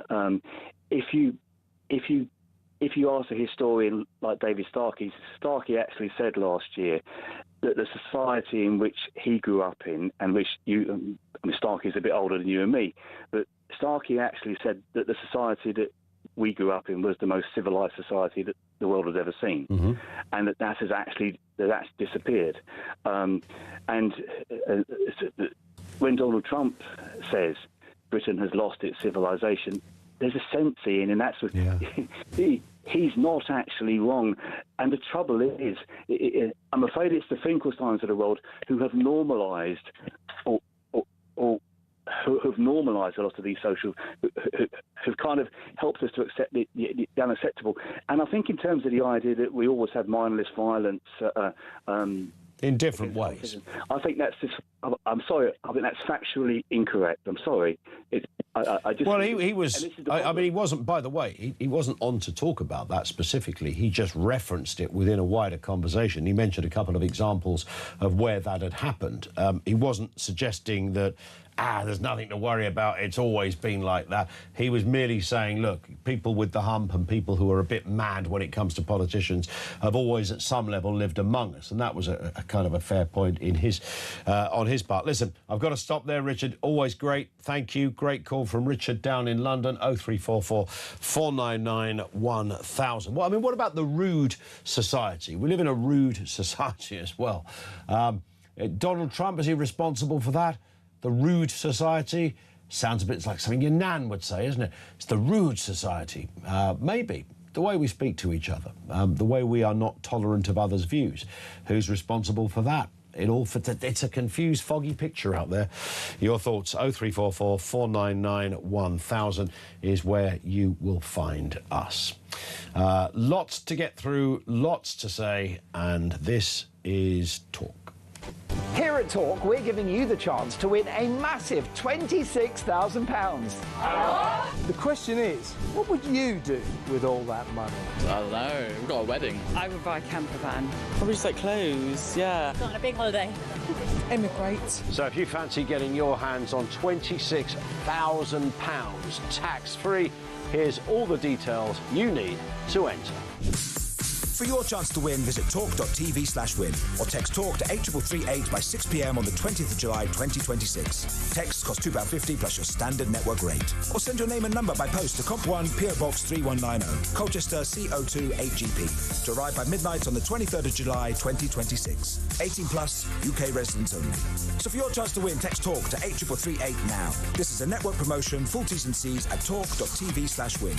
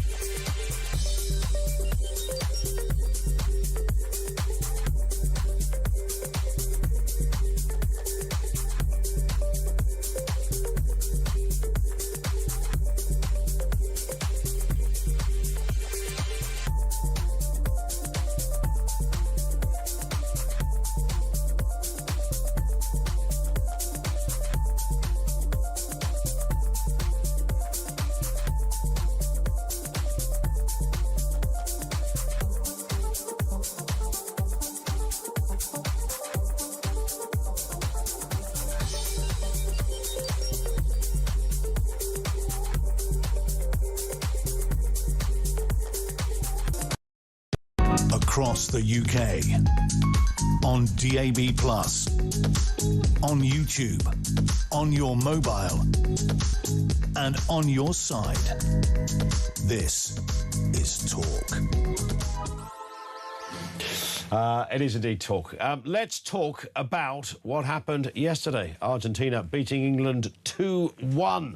Thomas Tuchel retained, though, the backing of the FA despite the loss and is expected to lead the team into Euro 2028. Here he is. It's easy to be a coach after the game. You tell the story from the result. No one can prove what would have happened with other substitutions. I take the responsibility. I take the substitutions. TalkSport reporter Will Hobbs is with us. If you're a football fan, if you're a casual observer, if you're just English, everybody had a bit of a dog in the race on this one, didn't they? It was looking good. I mean, we've been to semi-finals before, too many times, frankly, including the last one. So this felt different going in, didn't it? I don't know why it felt different. I mean, we're up against flipping Argentina, for God's sake. They'd not had the greatest tournament in the world. We'd played better than them on many previous matches. So what was it about the confidence levels? I'm never confident that England are going to win, but I did think yesterday they would. In terms of the confidence levels, the difference between this iteration of England and the previous iterations has been the manager. So Gareth Southgate rebuilt the trust between the players and the fans. He made it enjoyable for England to play for their national side. He got us to a semi-final in 2018. He got us to 2 Euros finals. He got us to a quarter-final in the last World Cup. But there was always an inkling that he was just too cautious in the big moments. He'd always veer on the side of caution whenever England went ahead, like against Italy at Wembley in 2021. He'd then defend and sit back and let the other team come. So the hope was that Thomas Tuchel, who talked a big game when he came in, he criticised the last regime and said England were trying not to lose under Gareth Southgate. And there was this sense, there was this talk, there was this bravado that we'll give it to teams, we'll go at them in the big moments when the game's in the balance. Tuchel did a Southgate. We went 1-0 up. He took off Anthony Gordon, our goal scorer, our out ball. He brought on more defenders. He brought on 6 defenders by the end. And Argentina do what they do. They have just edged their way. They've grinded their way through every single round so far. But they are world champions. They know how to win. Lionel Messi, age 39, is still the best player in the world. I don't think anyone would have said that before the tournament. He's the top goal scorer. He's the top assister. They got their goal in the 85th minute. And as you were saying, Ian, to me beforehand, it did just feel inevitable. And Lionel Messi, he's a left footer. He likes to be in the middle of the park. England forced him out onto the right, even on the right-hand side with his right foot. He produced a perfect cross. And Wayne Rooney made a really interesting observation because by the end, he's been a bit of a revelation, sort of a breakout star, actually, Wayne Rooney, of this tournament. And he said, actually, with 6 defenders on the pitch, you're not any more safe because if you've got 6 defenders and you're used to defending as a 4, you don't know where to stand. So we had Dan Burn, who's 6 foot 100. We've got Mark Gahey, who's over 6 foot. We've got so many others in the box. And yet, a 5'9" Lautaro Martinez gets a free header because there's some disorientation. So even though you're cautious and you bring on the defenders, it doesn't actually make you more secure. And therefore, we say goodbye to another tournament. Indeed. And it was just... Look, everyone's an armchair manager. We've all got a view on this kind of stuff. I actually thought, and I didn't mean this in a complacent sense, I thought when Gordon scored, I just had a sense, ordinarily, in that moment, nothing worse, and I'm sure you will back this up as well, if you score too soon, if you score in the 2nd minute of a match, I'm never comfortable with that moment. Or whether it's Premier League, whether it's this, I always think, no, come on, there's another 90 minutes still to go. But scoring in, 55 minutes, I thought, this is good. I liked the goal. I liked the fact that it was someone else that scored a goal. That was, all of those things were quite nice. And I also thought, do you know what? I've got a feeling this is going to stay as it is. I wouldn't normally think that. Then we got, 10 minutes in, 15 minutes in. It was 85th minute, wasn't it? Yeah, so, that was and there we were. Another guy. I honestly thought we were going to hold it. I genuinely did. And tactically, everyone else is going, no, they're going to come on. It's Argentina. They've got 17 gears to go yet. True, which is true. But that's the frustration. We made the change that changed the game because tactically, when we were playing our 4-3-3 with Bellingham a bit deeper, we were nullifying Lionel Messi in the middle of the park. We were getting in amongst it. We were creating the odd chance. We didn't create many. I think we had 8 touches in Argentina's box in the whole game, but the game was even until we had this massive tactical change and reverted to ultra-conservative, ultra-defensive and left no attacking weapons on the pitch. But that doesn't work for Argentina, does it? It doesn't. How do we know that? And Thomas Tuchel doesn't. So there must be, because Thomas Tuchel didn't go, I tell you what I'm going to do, I'm going to make a really bad decision. Yeah. So he must have had a plan. Yeah, well, the logic was, against Mexico, admittedly we were down to 10 men, but when that red card happened, we did bring on Dan Burn, we did bring on Jed Spence, and the rearguard action came up, and it was monumental, and we did keep out the Mexicans. Messi and his mates are just another level, as you say. I would still argue, when you've got Martinez and players like this, you can't do that. No. You've got, these guys are not just going to go, oh, they've parked a bit of a bus here. Yeah. Let's give up. They're going to go, right, we'll find a way around this. Yeah. These are kind of ninjas on, in football boots. I think so. And you look at the options on the bench that weren't used, the likes of Eberechi Eze, the likes of Bukayo Saka, Noni Madueke. Marcus Rashford came on right at the end, but we did have options to counter-punch to keep that threat going because, as you say, once we retreated so greatly, Lionel Messi had so much more space to do his thing. He must have thought it was Christmas. He must have thought, wow, what's going on here? Yeah, really did. I mean, Jed Spence, I'd say the one big positive for England last night, despite the heartbreak, Jed Spence is a guy who didn't even start for Tottenham last season, a Tottenham side who were very nearly relegated. No one thought Jed Spence should be in the squad. He came off the bench in the first game. Cole Palmer. Yeah, including lots of people. No one had Jed Spence in their England squad. He completely shocked us all. First game he came off the bench, made a really good impact against Croatia, had a couple of shockers. He was terrible against DR Congo. Yesterday, he was absolutely sensational. One of the tackles he made, I think it was on Simeone, Diego Simeone's son. He was sprinting full pelt. He doesn't even slow down. Full stretch, he goes into the slide tackle, midway inside the England box, and he just times it so well. And so I think that's a controversial tackle to go for. Absolutely, yeah. But I was going to say it's reckless. If he mistimes it by a nanosecond, then he is vilified. Yeah. But I think we should shout out Thomas Tuchel for that selection because no one had Jed Spence on their bingo card for the World Cup, and he was fantastic yesterday. And here's the thing, just a final point, Will. Of course, at the end of it, we understand everyone wants to celebrate for some reason. Probably somebody in the crowd handed the Argentinian side a bit of a kind of placard, or it was written on a sheet in bad paint. Wasn't great. By the way, get some placard lessons, please. Whoever, if you really want to make a point, don't do it like your old bed sheet had come out with. Nonetheless, the only way to deal with this, if I was FIFA, I would say, right, every player that was standing there, you're banned from playing on Sunday. Yeah. Now, that's obviously not going to happen. No, it isn't. Any ban would be down the line at a future match, and it's likely to be, a fine for the club? That does surely break a rule. What's the deal there? Absolutely. Well, so there is precedent. So in 2024, 2 Spanish players were banned for almost an identical sign about Gibraltar after they beat England in the final. Now, of course, that was in the final, so therefore there was no other game left in the tournament. So they got a ban for the next Spanish game. Yeah. And as you say, people like Ed Davey sort of piping up and saying, well, look, they've got a ban for the next game in that instance. Surely it's for the World Cup final. We don't expect that to happen, unfortunately. The only thing I would say about the bed sheet is it's probably much easier to smuggle in than a big plaque. So, precisely. The Argentine tactics there, not just on the field, but the dark arts off the field, they seem to have got down to a T, unfortunately. They got a bed sheet into it. I had to lose a rucksack at the FA Cup final at Wembley. Really? Because it did. Some bloke whipped out a tape measure to measure my rucksack. And he went, sorry, mate, it's too big. And I went, are you sure? I said, the fella up there's got one. And he went, no, he said, it's not me. He said, but when you get to the next stage, it's obviously a few layers of security, he said, you're going to get rumbled, mate. He said, wow. So I had to lob the rucksack in a bin, which, by the way, there's a security... Do you know how suspicious it looks, putting a rucksack in a bin? True, that's the one place you don't want to I thought, I'm scuppered in every direction. Yeah. I'm never going to see this man. And so eventually we get to the... So me and my little... But we had to get rid of the rucksack. Eventually get to security. I could have had it tucked in my shirt and they would never... They didn't search me. I could have kept the rucksack. Always the way. It was actually his school bag as well, which was a bit annoying. So anyway, my point is...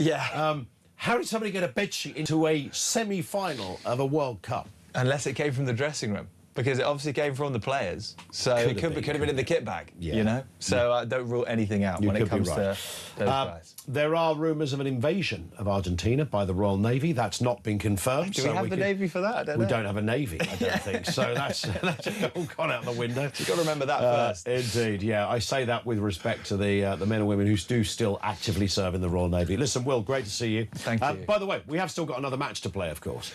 Do we? Yeah, it is on Saturday. It is live on talkSPORT. sport, of course. Who cares? It's England-France, but no. I mean, unfortunately, they really should scrap that. They really should. It must be the sense of... If you're a player, but I reckon it's been one of those few matches where the French team and the English team in the dressing room probably have a right old chat going, do we really want to do this? Yeah. Mbappe wants the golden boot. True. And the only thing I'd say is if they do rotate, which they will heavily, then it will be lots of players' first World Cup game. So it might be. If you're a spectator, can you claim you saw a World Cup game? Yeah, I don't know. But if you're a James Trafford, who's not had a kick apart from in training, then, or an Ivan Toney, then it may be a bit of significance there. Who knows? It's always nice to beat the French, but it'd be a weird feeling, won't it? I have literally no desire to watch that football match. Isn't that bizarre? Yeah. I mean, I guess if you could look at it one angle, if you want to see some, great players play football, you will be able to see that. So there'll be some of that going on. Take us to Sunday, just briefly then, Will. I mean, it's a big match. It's Spain, and it was always at the beginning of all of this. Everybody suggested Spain-France final. That's how it's going to end up. Of course, the groupings didn't, or the subsequent matches would never have allowed for that to happen. But, it's Spain, it's Argentina. And Spain dominated France in the semi, which no one saw coming, because France have such an array of attacking talent. They've probably got 6 forwards who could contend for a World 11 spot. Spain are much they're greater than the sum of their parts, but also their key men are in midfield, which means they can dictate games, which is quite rare in international football. Usually you're relying on 1 or 2 stars, like England, because you don't play together week in, week out. Spain have this tendency and this this unshakable ability to build a philosophy, and they seem so much more aligned than other teams. We saw it in the Euros 2 years ago, where they just played England off the park. Their manager has come up through the ranks in Spain. He's coached all the age group teams, De La Fuente. So there's real team identity about the national side. So I would make Spain favourites on a footballing front, but you just can't back against Messi and co, given their just insatiable ability to be behind and just find a way. They're just never beaten, these guys. I would favour Messi. You just look at that kind of... You think, even when they've actually, by not just their own standards, but by, global elite football standards, they've played not particularly well. No. This thing in the tank, I mean, we always used to talk about, Fergie time in Man United and stuff like that, but this is another sort of level. They're like 8-0 down in the 89th minute and win 9-8. You still wouldn't rule them out, would you? I mean, and Messi typifies that. He's 39. And he's still the best player in the world on the evidence of this World Cup. So he typifies that. And the Argentines, they have so many players in the Premier League who've had awful seasons, and they just turn up at World Cups and they look like world beaters. So they've got some spiritual magic in that dressing room as well. So never back against them, unfortunately. Comment of the entire tournament came from my neighbour. People say there's no difference between men and women enjoying football. Both can enjoy it. That is absolutely true. But about 35 minutes in, she said to me, do you think Messi dyes his hair? Right, I've kind of got my eye on a different story here at the moment. Sure. But I am looking at photographs to find out if he does. But he still looks, whatever he does to his hair, he's got a full head of hair and he still looks pretty darn good on the pitch. Right? He does indeed, yeah. Same age as Djokovic, those two, 39. That, you see, that's bizarre. Both 39. Although Ronaldo's 41, isn't he? But yes, he didn't have a great World Cup. No, I'm not sure he dyes his hair as well. Do you think? I reckon. Yeah? Yeah, he's just too polished, isn't he? What about Rooney? Well, Rooney's gone to Turkey, hasn't he? So not much of that. He did, very publicly. I think he had to go a couple of times. Didn't he, probably. To get it. Something seems to have stuck there. I mean, it has. He does look. He looks all right. Yeah, actually. talksport's Jason Cundy. It hasn't quite stuck yet for him, but we're still hopeful for Good Jason. old Jason. But yeah, he's got a long way to go yet. If there's hope in Rooney, then Cundy can keep his hopes alive. Absolutely right. Will, good to see you. Thank you. Have a great weekend. Will Hobbs, talkSPORT reporter, with us on the programme.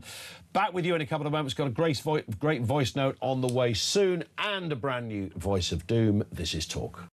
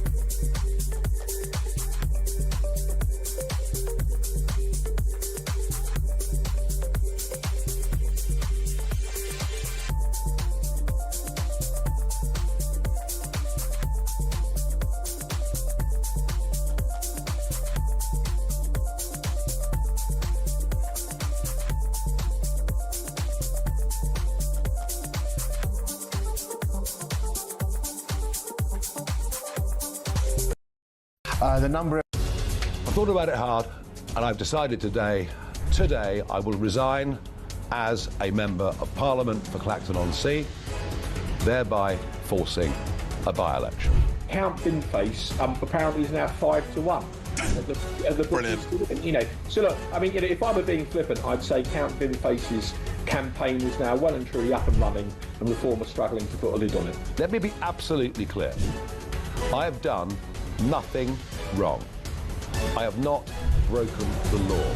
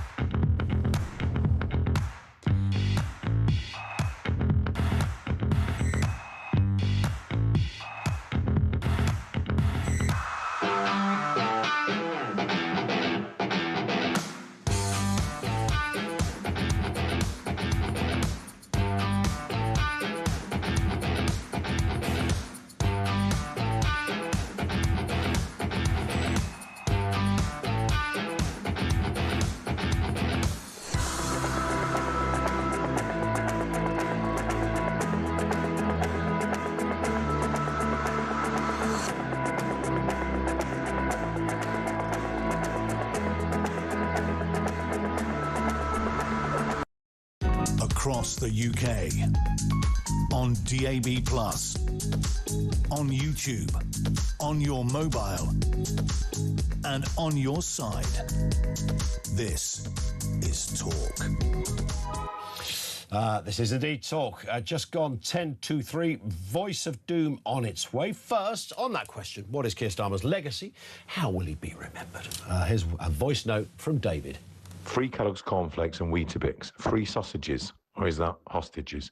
Lucy Connolly, Taylor Swift tickets, free glasses, the Tears of Reeves, a Christmas tree countdown, U-turns, no plans, OAPs, farmers, private school, VAT. And the worst thing of all, he reminded us constantly he was the son of a toolmaker and he never got the joke.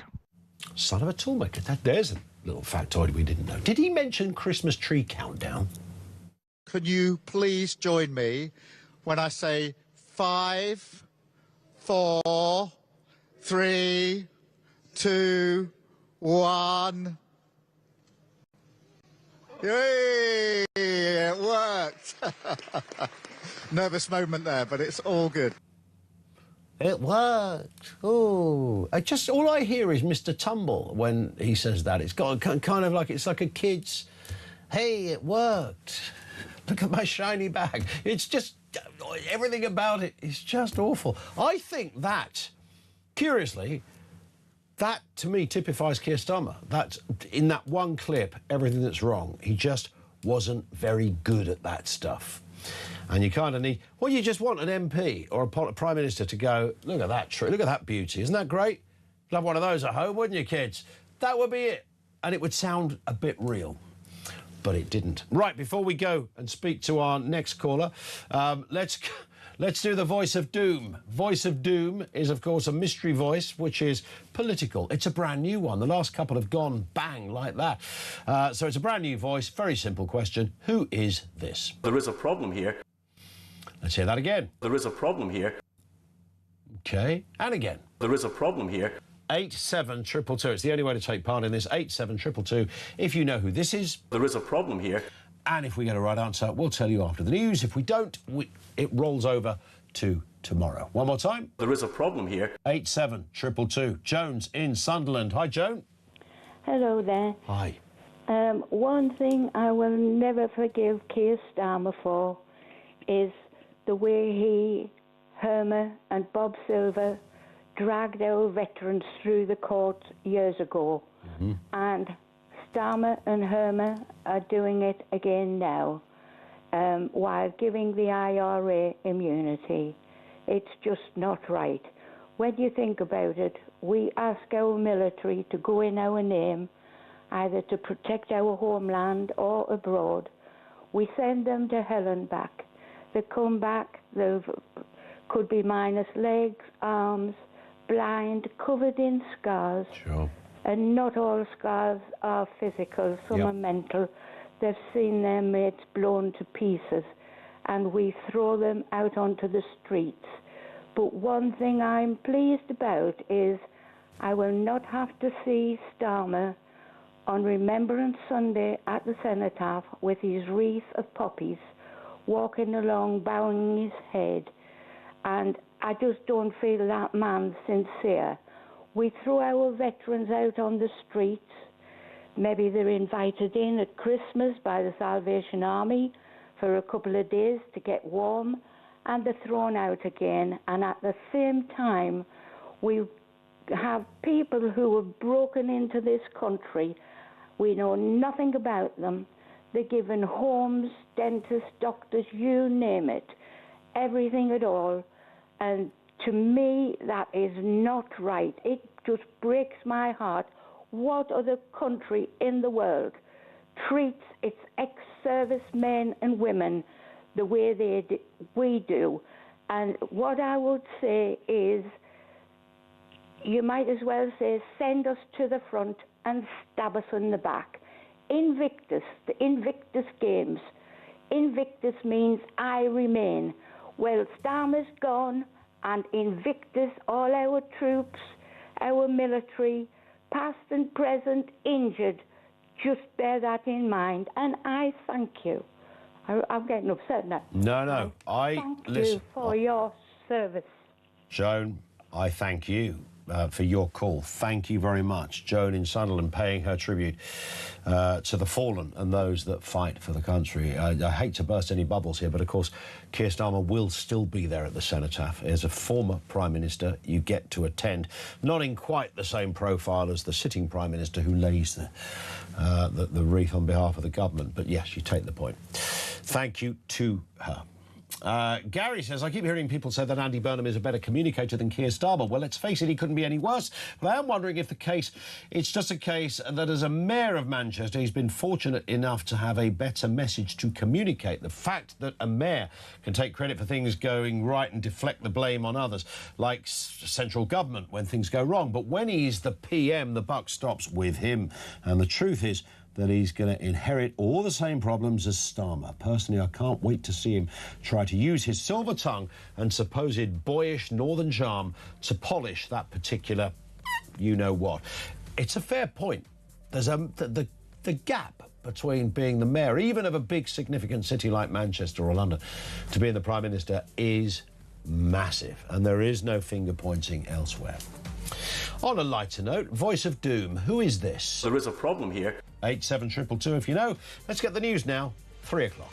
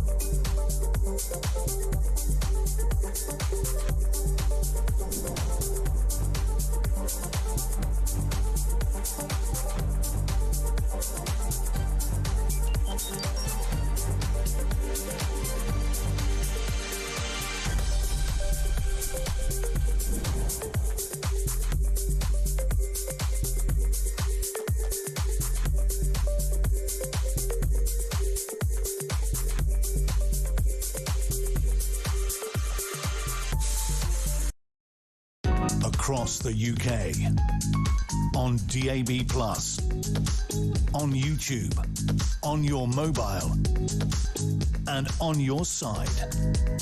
This is Talk.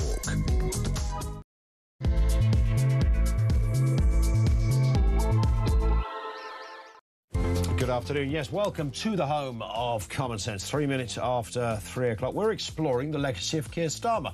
Now, as you pick yourself up from laughing, there is a legacy of, well, a nothingness void, some might argue, to be vaguely biblical about it. Not much at all. If you think the legacy was negative, I want to hear what you believe that damage, if that is the right word, was. In what form did it take? Was he neutral and just woeful? Or was he actually quite dangerous in his neglect of what many of us see as fundamental duties and responsibilities of prime ministers, all of which he failed to even consider, let alone meet any targets? It is possible, of course, you're a big fan, and if you are, what's the legacy? 0344 499 1000. Are the police now taking threats and hate speech against politicians, particularly right-wing politicians, more seriously? We know one man was arrested for alleged threats to kill of Nigel Farage, and somebody else has been charged over comments over Anne Widdecombe. Your thoughts on that? And free speech merchants get a little bit itchy about that, of course, because, you know, you've got to take the good with the bad, but where do you draw your line? And as we've been discussing, Thomas Tuchel has retained the backing of the Football Association. Despite that big loss last night, he is expected to still lead the team into Euro 2028. Is he the man for the big gig? Thoughts on that as well. Everything you need to know, all the breaking news right here on Talk. 0344 499 1000. This in from Rob, who says Starmer tells us how good his legacy is, but it's actually that he's lasted 2 years and his party, with a whacking great majority, had to get rid of him. That's his legacy. His arrogance just confirmed by his statement. Well, he should be ashamed and embarrassed. I mean, yes. He stood there talking about sort of some idea of achievements in some shape or form, and we've left the country in a greater position without thinking, well, I've got 400 people behind me who want me gone. This is only my last PMQs because the people, my politicians, wanted me gone. As I just said, that is the legacy, right? 0344 499 1000. Let's look at the next administration. Starts on Monday, by the way. It's going to be exciting to see how the various roles are filled. One would assume day one, will we get very much on Monday afternoon? Will there be an instant announcement of who the new Chancellor is? We know that Shabana Mahmood has apparently emerged now to be essentially number two to Andy Burnham, overtaking Ed Miliband amid concerns over market confidence. This comes as Mr Burnham refuses to rule out wealth tax, saying he won't shy away from difficult decisions. Paul Johnson is former director of the Institute for Fiscal Studies, joins us to look at this one. Paul, good afternoon to you. I was trying to find some sort of financial economic credential on Shabana Mahmood's CV. Maybe it is there and I just haven't found it. If I can't find it, she wouldn't be the first person to find themselves in the Treasury without having an obvious financial background. But nonetheless, I think it makes us feel a little bit uncomfortable if the person in charge of our money knows very little about, well, money. Well, I think Shabana Mahmood was actually a junior opposition spokesman on the Treasury team prior to 2015. But as you say, we've had plenty of actually quite successful chancellors who didn't have any particular background in finance and economics. I mean, going back to the 1970s, Dennis Healey had no background in that at all, and dug us out a bit of a hole. We had Ken Clarke in the 1990s, no background, whatever, and I think was seen as quite a successful chancellor. So I think what you need from a chancellor is someone who can learn fast, who will work hard, who's clever, who's got good political antennae. And some of our chancellors who have been, more on top of the economics have failed on some of the political stuff, haven't done so well. So I'm not so worried about not having that economic background. I think what is concerning is that I think we don't really have much sense of, well, actually either what Andy Burnham's economic policy will be or what the economic policy of someone like Shabana Mahmood would be, or indeed, do the two of them have the same set of views? Yes. And it's get really difficult if they don't. It's a bit, I mean, but when you phrased it like that, Paul, it does sort of rather highlight the sort of bonkers nature of this appointment, doesn't it? Half an hour ago, this fellow was not even an MP. 20,000 people or so vote for him, and now he's the Prime Minister. I mean, that's whatever way you slice it. It might be democratic, it might be the way our weird system works, but it's still a bit weird. I mean, it is odd. I mean, it's seeing the whatever it is, 350 or 360 Labour MPs nominate him. It's reason number 9 million why I could never be an MP. I mean, there's sort of the degree of sort of we have to do this to be seen to be supporting him. The sort of everyone running in a pack, not able to think for themselves, is all a bit pathetic. But the more general question is, he comes across as quite a good communicator, quite a nice bloke, all of those sorts of things. But what are his policies? I mean, honestly, we really don't know. We really don't. Is he, or do you think she, as in Shabana Mahmood, the two of them together, do you get an instant, and it's very hard to judge this, Paul, so I'd understand if you don't want to jump in with an emphatic view. Despite everything we've just said, is there a sense, is there a feeling financially in the city, the markets, do you think, that this will be a new chapter, and a chapter that knows a bit more about what it's doing?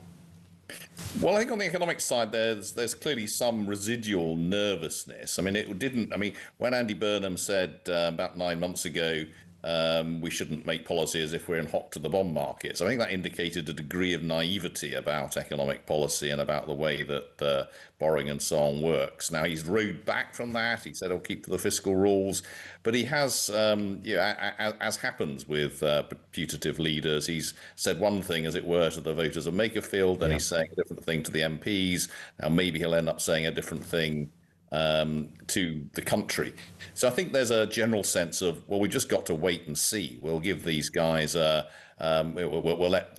give them a chance. We'll see what's in the first budget, which we assume will happen in October, maybe in November. I mean, this is a kind of, will this be a bit like Rachel Reeves's first budget, which was really just about increasing taxes and increasing spending and not really any clear direction of travel or clear direction of reform, or will there be some real change in there, some real sense of, we're actually going to have a different system. We really are going to do something serious on devolution, which is the one thing that Andy Burnham has talked about quite a lot.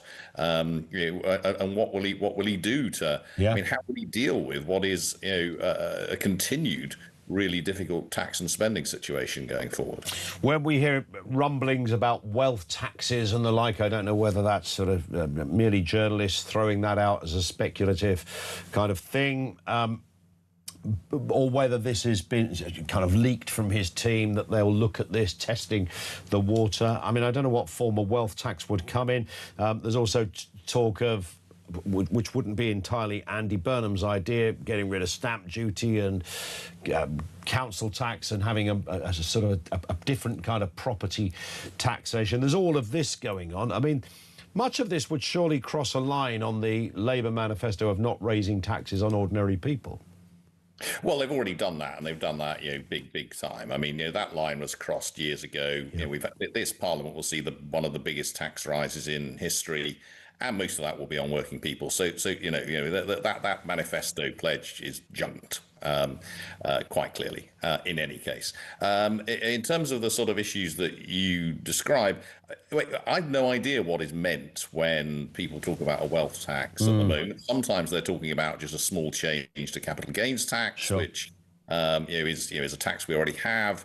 And it does need reform, but it certainly doesn't just need increasing. It really does need reform. Maybe they're talking about trying to get money from billionaires, or maybe they're trying to get money from people with a couple of £1 million. And that's a huge difference in terms of what they're doing. And if this is a wealth tax on our pensions and our housing, that's a very big difference from something which is just on the massive assets that billionaires have. So I don't know what they're thinking about in that sense. In terms of property taxes, I mean, our system is a mess. You know, I would frankly pretty much vote for anyone who said they were going to get rid of stamp duty. It is the most disastrously bad tax that we have.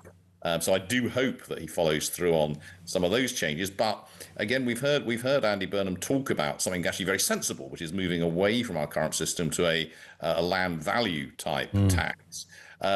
Politically, that's going to be very hard. It will take a long time to do. There'll be winners and there'll be losers, and we know that that's politically hard. So if he can sell that narrative and make it happen, then all power to him. We will find out whether he's willing to push that through. Yeah, I just like a politician to say we're going to get rid of stamp duty and not replace it with something else. I mean, there's always this idea that you've got to. Look, I know that the books won't balance if you don't do something. I'm not stupid, I get that. But it's just this sort of instinctive nature of living in, I don't know, the contemporary era, the Western world, Paul, whatever you want to look at it.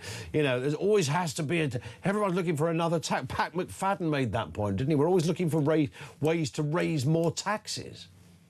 Yeah, I mean, I think, obviously, if we get rid of stamp duty, that would cost about 15 billion. That's quite a lot of money, and you probably do need to replace that one way or the other. So one answer is you find some way of cutting spending, and in particular, the disability welfare bill, for example, which has gone up by more than that over this decade. On the other hand, I mean, I look at stamp duty and I think, actually, I don't care what other tax you increase, because it doesn't matter almost whichever tax you increase. None of them are as damaging economically as stamp duty. So do whatever you like. Just get rid of stamp duty. But the more broad point over this decade, I mean, this decade, it was the last government as well as this, we've seen by far the biggest increase in tax in the whole of peacetime history. I mean, I think we possibly don't talk about that enough. This has been by far the biggest sustained increase in tax in the entire history of this country in peacetime. And that in itself is pretty jaw-dropping stuff, isn't it? And it continues on that journey. Listen, Paul, great to have you on. Thank you. That is Paul Johnson. He is, of course, former director at the Institute for Fiscal Studies. What's it going to look like on Monday? At what point will we get the initial rumblings of what a Burnham cabinet might look like? I do want to get a word in, because we've got a lot of stuff going on here. It's also worthy that we allow you a platform to mention your thoughts on last night. Alan's in North Yorkshire. Thomas Tuchel, hero or villain, Alan? What have you got for us? Hi. Yeah, it's the old fella here. The way I see it, the similarity between Starmer and Tuchel is there to be seen. Neither of them have got a clue what they're doing. But what I want to say, Mr. Collins, is what I saw on television last night on the England side, I saw a whole bunch of spoilt little brats, petulant as hell, and the shouting, and that idiot goalkeeper beating the ground and swearing at his teammates, and the arrogance of it was just awful to watch. I mean, I go right back to the 60s when Jimmy Greaves and those guys played football. You know, Jimmy Greaves used to get a good kicking every now and again, but it was called football. It happens. These guys here, right, when one of their own scores a goal, they beat the crap out of him. They're all over him. They're bashing his head, jumping all over him. And yet, if one of the opponents so much as puts an eyelash on them, they're rolling on the ground needing open heart surgery. That's true. I mean, all I saw was arrogance and entitlement last night. And I'm super pleased for Mr. Messi that thus far he's had a pretty good World Cup, so it's a bit of an understatement. Yeah. 39 years of age, and quite frankly, there wasn't. Spence was I think one of the few people in the England team that deserved to be there. I have no idea why that ridiculous what's his name? Who's the captain? What's his name? Harry Kane. Yeah, what Harry Kane was doing on the pitch, I've got no idea. He didn't touch the ball but 15 times throughout the entire game. Didn't have a best game, did he? Jude Bellingham, you're not gonna slaughter Jude, are you? Only his arrogance, Yeah, and petulance, I think, a little bit. But he does that with Real Madrid anyway. So, I mean, he's a hell of a player. There's no doubt. He is indeed. And some of that arrogance goes with the territory. I think he got a little slap in, didn't he, at the end for the one of the Argentinian players? I'd like to see much more of that after a game of football, frankly, just to take it into a sort of more of a kind of martial arts sphere at the end of a game. Listen, great to have you on, Alan. Really appreciate that. Thank you very much indeed. Pulling no punches. Not impressed by the arrogance of England. We've got Jacob Rees-Mogg coming on shortly. Voice of Doom payoff on its way. And we've got a voice note as well. Remember, Starmer's legacy, key to what we're talking about today. Here's a voice note from Brian. Regarding Sir Keir Starmer and his legacy, I reckon it's going to be a legacy of division. And he was the most divisive Prime Minister we've ever had in our, at least recent history. And I'm saying that because we actually had a by-election in Makersfield where 100% of the people voted against him. Even the Labour voters voted against him. That's how divisive he is. He divided everyone into hating him.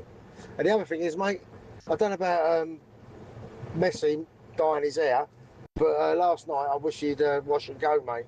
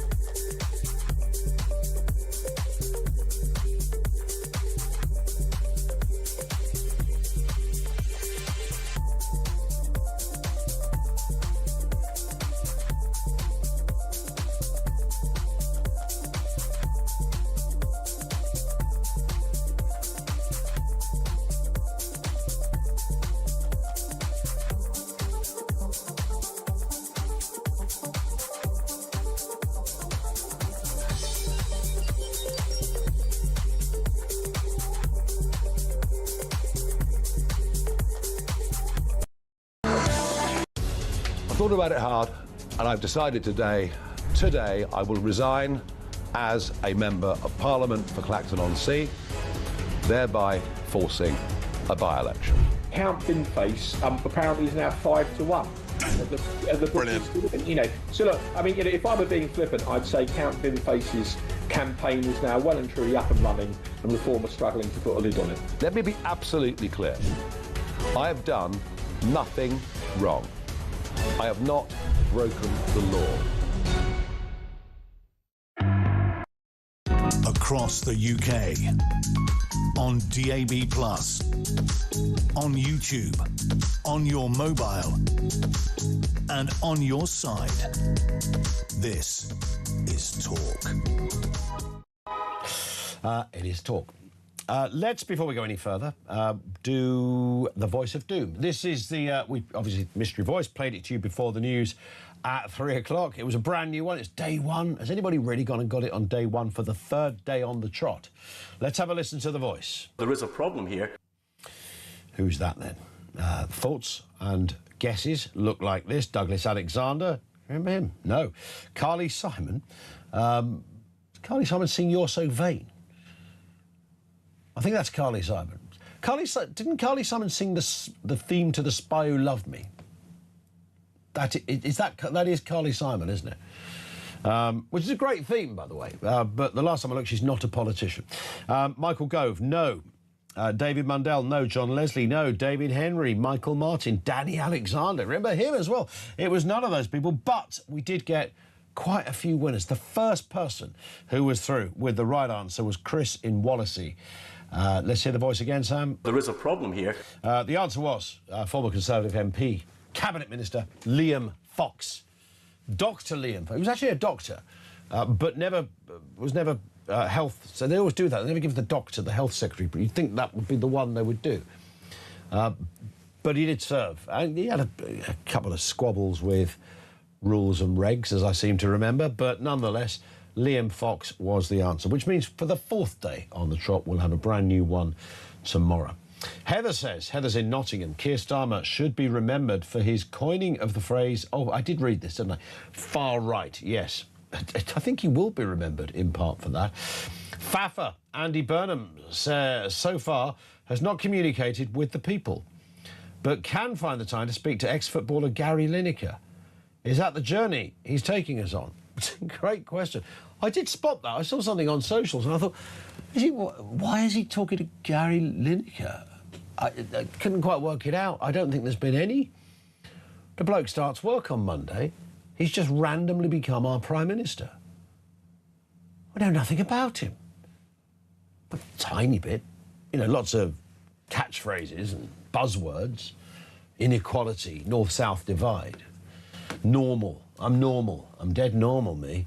A lot of that. Simon's in Glasgow. What have you got for us, Simon? Good afternoon. Hello, how are you? Good. Far away. Yeah, I'm just ringing up about Starmer's legacy, and I just think basically it's a weird one, isn't it? The toxicity, I think, of the way that public discourse, politics has got to itself now. I mean, Starmer's legacy, we could talk about it all day long and we can complain about it. Yep. He has not been a good Prime Minister. There's no getting away from it. But I watched the Commons stuff, and it just proved the disingenuousness of all of the politicians in that house. You know, they're all sitting there, you know, bigging him up, basically, for want of a better word. Yeah. And even Kemi Badenoch, and then it comes down to, after everything that has happened to Bourne and Widdicombe, and Widdicombe, and you know, everything that's gone on, all they could say as regards to reform was just sort of like, you know, throwaway petty jokes really about Count Binface and stuff like that. And I just think this discourse has just gone down the toilet. I think that earlier, I don't mean, I think you're a brilliant presenter and whatnot, but I think you're a little bit, you know, I think you kind of buy into it with that machine gunning people and stuff like these far right and that. No, I totally agree that we have zealots on either side of the political spectrum. But would you, I mean, anybody, whether it's people, I don't care what the protest is, if you're lobbing a load of bricks at coppers' heads, then I wouldn't want to machine gun people, by the way, but maybe the odd water cannon. So, totally, I totally agree with you, but I think that we need to start going back down and finding out we need to stop peeing around the margin, so to speak. I think we need to start looking at what the problem is. Now, we go back to it now, whether I personally think this neoliberalism, left-wing bias has indoctrinated a lot of our youngsters and stuff like that, and I think it's, you know, whether it's apathy over the years that people have not wanted to speak out against it or be cancelled for it, I don't know, but I think now, I'm an engineer. Look, I was a photo engineer. We looked at the problem and the mechanism, and we symptomatically went through the system to find the problem and fixed it. But the problem is that's a mechanical situation. When you put people into it, then it's a whole different kettle of fish. Now, the problem is nobody's wanting to stare at the problem. Years ago, just because you have the free speech, just because you have the belief that you write in what you say, sometimes when you want to say this cursive language and stuff like, just because you have the right to say it doesn't necessarily mean that you should. And I think, you know, there used to be that kind of decorum, there used to be that decency about us. Now it's just a free-for-all. You know, you've got that horrible thing. Well, I say thing, that's another thing I shouldn't be doing.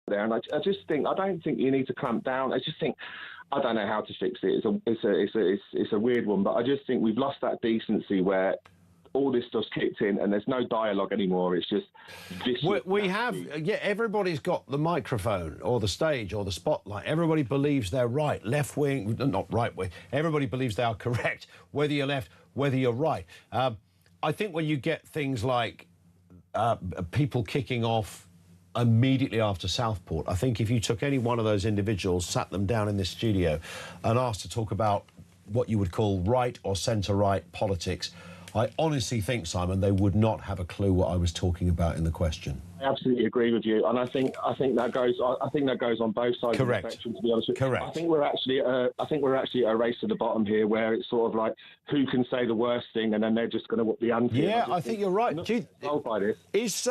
Is curiously then, because I'm sure you would share this as well. It kills me to sometimes say it, but I do want Andy Burnham to do well, because, of course, he's our Prime Minister. So we want him to.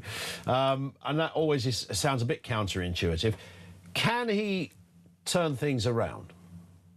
Well, honestly, I didn't grow up in the nicest of circumstances, and I'm not going to get into that now, but I would have thought back in the day I would have been a Labour supporter. I don't think Labour stands for what they originally stood for. And I'm a cynic. I'm sorry, but I'm a bit cynical now of politics. I don't think he's going to. I think we're going to get more of the same. I just think there needs to be desperate change.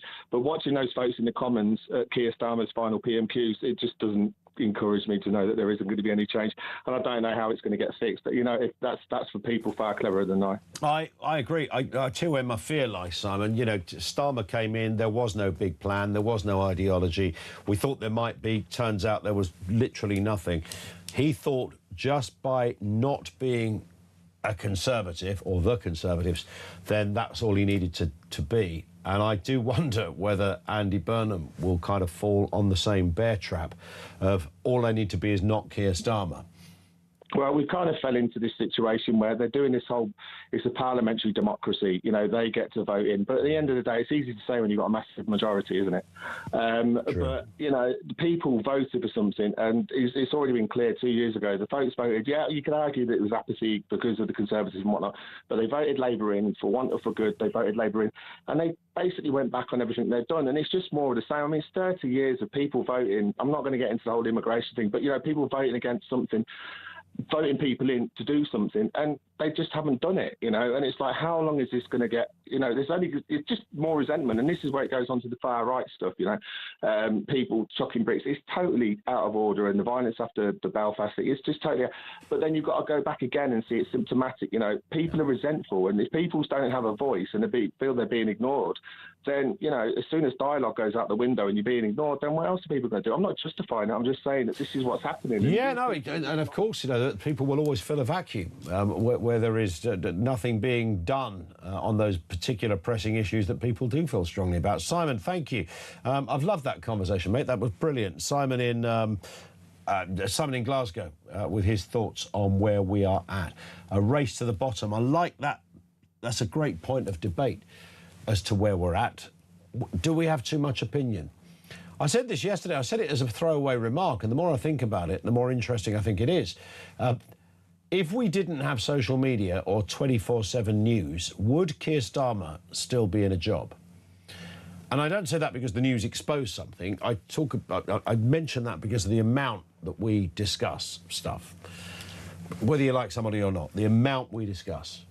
If it was back in the day, in the 80s or the 90s, for that matter, when the only news you got was when you woke up in the morning, you may, not always, you might have got a newspaper and you'd have read a bit of a newspaper.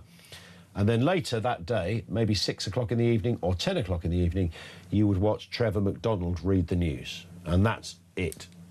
Other than that, there was nothing, mate. You couldn't write comments on newspaper articles. You couldn't phone stations like this. You couldn't pick up a handheld phone and start putting your opinion out there. You couldn't go to a website and check out similar thought. You couldn't go to a video sharing website and see people speaking about it. And if you really wanted to, do it yourself. None of that was there. How much of a game? If none of that was there, would Keir Starmer still be there? It's a hypothetical, but you take the point. One in from Rick in West Yorkshire says, I think Starmer will be best remembered for his first few disastrous days in office with Reeves, after which things gradually got worse and worse. The pensions, public schools that had to close down, the farmers who were killing themselves, the oil companies that went out of business, along with the pubs and the big taxpayers that simply left the country while they still had the money to do so. Follow that with the Chagos Islands and the fallout with the United States. But wait, we do have some breakfast clubs to fall back on if we can't afford to eat. Yeah, if all else fails, just mention the breakfast clubs. Let's get a voice note on that mysterious legacy of Keir Starmer. This one comes from James. Hi, James. Starmer and his legacy, or what would he be remembered for? For me, it was when Trump completely ghosted him. It was absolutely hilarious. And then when he went flying, I think it was a European summit of some kind, and everyone just looked at him and sort of laughed under the hands. But the man The man was just a walking disaster. He was basically the Prime Minister dressed up as Frank Spencer. That's it. Frank Spencer, that's who he was. Here at Talk, we're giving you the chance to win a massive £26,000. The question is, what would you do with all that money? I don't know. We've got a wedding. I would buy a camper van. Probably just like clothes, yeah. Not on a big holiday. Emigrate. So if you fancy getting your hands on £26,000 tax-free, here's all the details you need to enter. For your chance to win, visit talk.tv/win or text TALK to 8338 by 6 p.m. on the 20th of July 2026. Texts cost £2.50 plus your standard network rate. Or send your name and number by post to Comp 1 PO Box 3190, Colchester CO2 8GP, to arrive by midnight on the 23rd of July 2026. 18 plus, UK residents only. So for your chance to win, text TALK to 8338 now. This is a network promotion. Full T's and C's at talk.tv/win.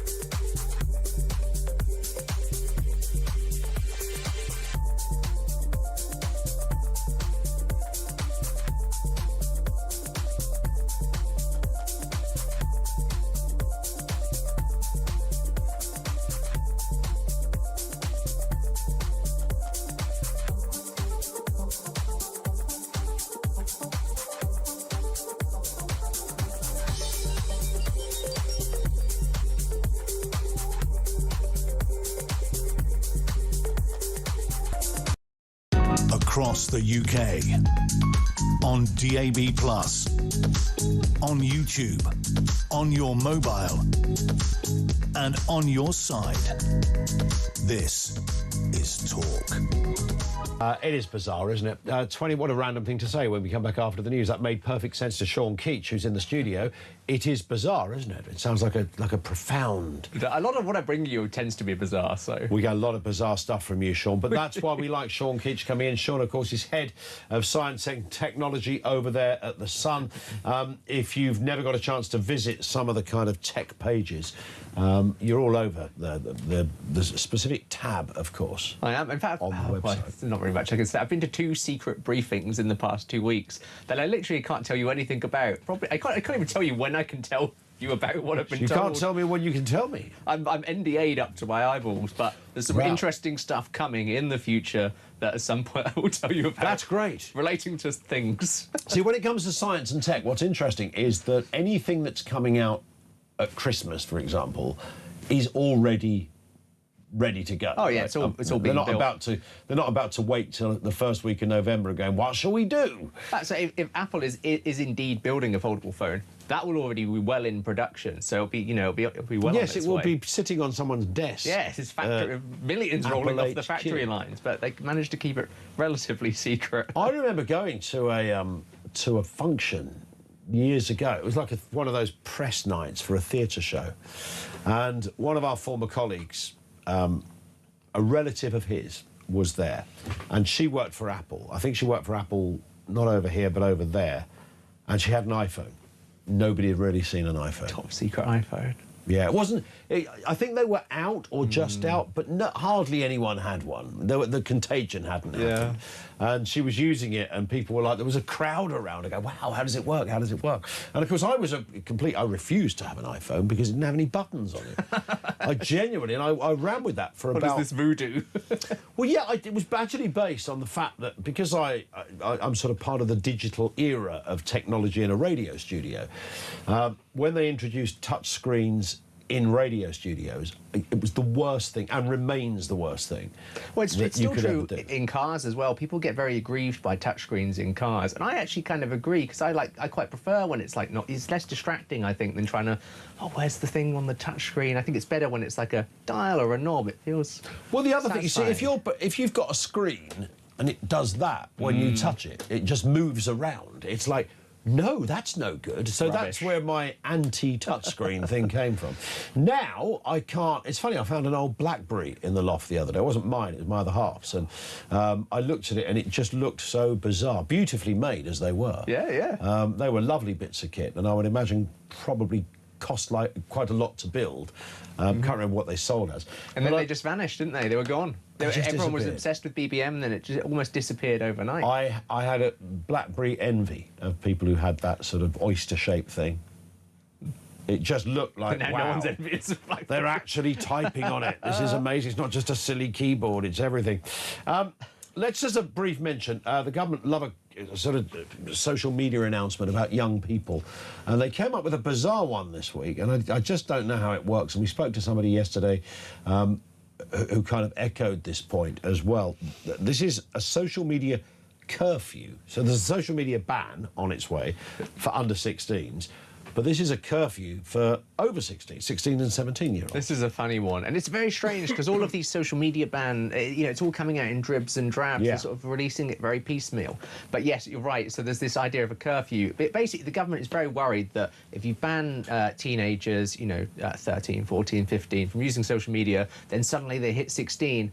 Massive cliff edge, and suddenly they all go mad on social media. So they're trying to reduce that feeling of cliff edge by basically implementing a curfew, so you wouldn't be able to use your phone basically on social media apps from midnight through to about 6 a.m. The problem is that this is it pops up when you sort of log into your phone, but then you can dismiss it and you don't have to follow it if you want. So I can't imagine many teenagers are going to click yes, I really want to have this social media curfew. Some sort of studious teens might, but I suspect most of them will swipe it away and totally ignore it. So then you think, well, what's sort of even the point of doing it? I mean, if it's optional, basically, no one's going to ever know. There was a great comment from social media expert Matt Navarro. He said, it's just a mildly annoying settings prompt with a government press release attached. And I think that's exactly what it is. So, can you imagine any 16, 17-year-old sitting in their bedroom going, oh, midnight, gotta go? Not going to happen. The government says I must log off. Not going to... Absolutely right. Yes, Shabana Mahmood sorry, said... Tim. Yes, do apologise. I mean, on that issue of the government trying to be mindful of what younger people want, there was this idea that you can circumnavigate a social media ban by using VPNs, the virtual private networks.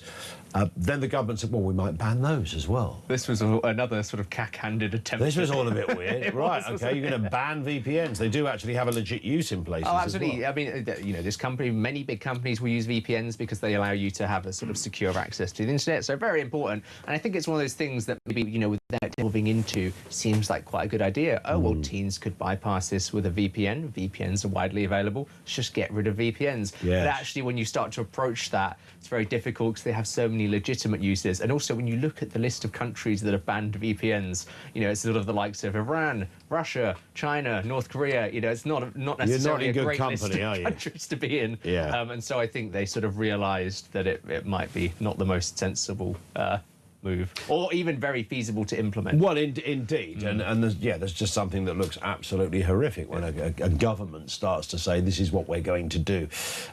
Let's look at this one. Meta has taken down a new feature that allowed some iffy things to go on Instagram. Absolutely. Tell us the story, John. Meta is desperately trying to force AI into sort of every crevice of Instagram possible. Yep. And all of its services, indeed, because obviously, it owns Facebook and WhatsApp as well. Anyway, they had this new tool, this image called Muse Image, and basically you could go onto the AI chatbot and maybe I could tag Ian, and it would basically scan your profile for all of your pictures, and then I could just do whatever I want with it. I could put you on a mountaintop, I could put you in a sports car, or maybe something more embarrassing. And basically, people were quite offended by this, the fact that someone could just log on and basically use your images and turn them into AI creations effectively, and so they pulled it. They pulled it after, I think, 5 days. It came out on Tuesday last week.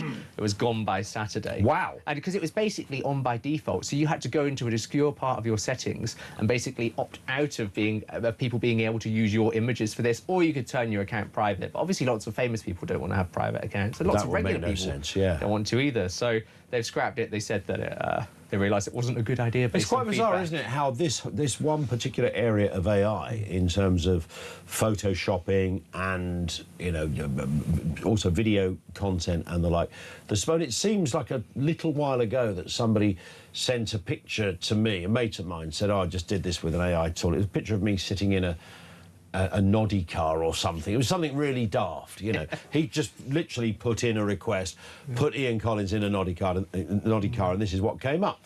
And it looked a bit clunky, but it was all right, and we all went, oh, isn't that interesting? And now, of course, if you did the same request, it would look... I mean, I've had a couple of guys send stuff to me of like me walking out the studio, having a row with somebody, like a video that he's made in 5 minutes. It's incredible. The quality is prompts. incredible, and I tell you, it makes journalism extremely difficult because you're having to analyse, you know, especially if you're getting pictures from like war zones and stuff. It's very difficult to identify, you know, the sources of those images, where it's coming from, and there are some tools that help you maybe piece together its AI, but there's nothing that's sort of like guaranteed. This will 100% tell you this is an AI image, so it's immensely difficult. And then, so, you know, we have means of investigating this stuff. For the regular public, it's even harder because you know, it's not. They have to take time out of their day to analyse every image that they see.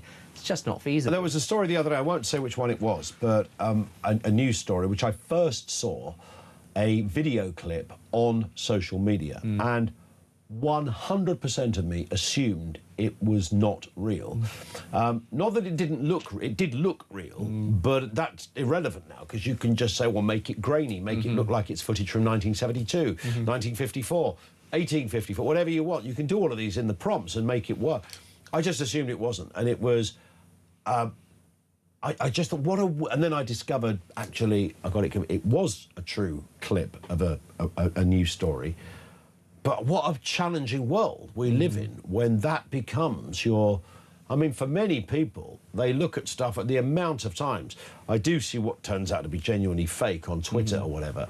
And people are debating it like it's true. They're like, there's thousands of people all debate this should never happen. How do you... Like, it's not true. So we're locked in this kind of Brooker-esque world. And it ruins the reality of things. A couple of weeks ago, I went on my Instagram Explore page, you know, where it shows you all the, you know, fun pictures that you might be interested in. Yep. Lots of scenic landscapes, and they were all beautiful. And I thought, you know, if I'd have looked at this selection of images 2 years ago, I would have thought, you know, really good photographers. And now I just don't know. I would have to investigate each image manually to see if that's real. And so it's effectively ruined every image that exists on the planet, because you just don't know what to trust anymore.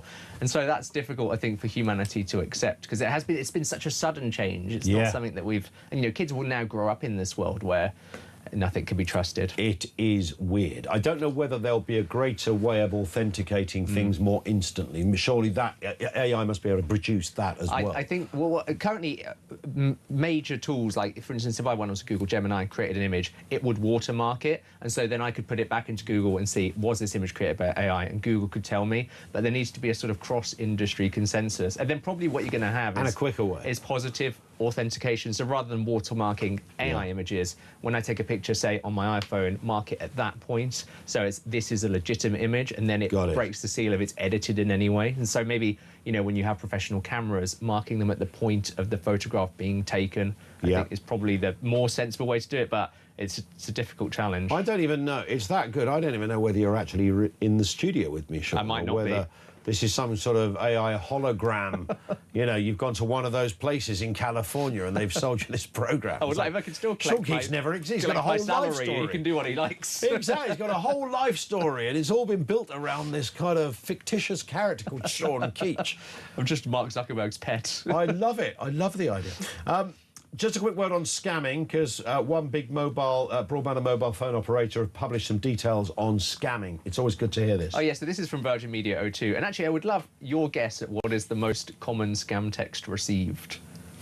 What is the most common scam text to receive? I was going to say the parcel one. It is the parcel one. You got Is it it? right. It's delivery scams. That's 63% of all people have received Is this these. we can't deliver it to you because you need to pay the postage? Fake raw mail, DPD, every text about held parcels, redelivery fees. Yeah. The most common one. Then it's online shopping scams. Then it's account suspension scams. So there's a problem with your Apple account, you're going to be blocked. There's a problem with your How Microsoft many people account. pay the going to be parcel blocked. scammer? It must be. Well, it says here that the average loss reported by victims is over £1,800. And obviously, that's people who have actually been scammed, so it's not the average totally. But of people who are scammed, that's the average loss. Now, some of them will be scammed for huge amounts, and that will skew the average. Some people might only lose a bit of money, but a significant amount of money is lost every year to this, and so you've got to be careful because they are getting more. The scammers are using AI to distribute them, but to create more convincing pages. Yeah, there was the Freakonomics book where they look at all this kind of weird ways around stats and facts and the like, and that the classic, almost like the original scam of the Nigerian prince who wants to give you some money because he's come into some money, and the terrible dictators in Nigeria are going to try and take it off him. But if he could give some to you, you can look after it, and then you'll keep a slice of it. I can't remember the name of there is actually a name of it. It's a number. It's coded as in the legal world or the law enforcement world. Why would they still be doing that when we all know it's a scam? And the book addresses the problem, and that is that, believe it or not, not everybody does know it's a scam. Absolutely. There's always little pockets of people. Same with the parcel thing. Some of them look quite convincing. PayPal ones look quite HMRC ones. And they just have to catch you at the right moment. Maybe you're tired, you're just going to bed. Exactly maybe it's a vulnerable person, but they can just catch you when you're not concentrating properly. You can go to click it. I sometimes wonder if there is a sad Nigerian prince out there somewhere who really was in financial difficulty. What am I going to do with all this money? He's going, yes, I've been sitting here for 18 years and still nobody's taken me up on it. We have to stop there, Sean. We didn't even get into the Tyrannosaurus Rex.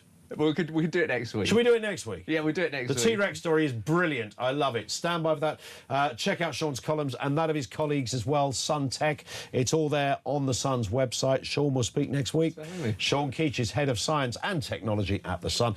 Jacob, by way of a crunching gear change, from Sean to Jacob Rees-Mogg, joining us after the news here on Talk.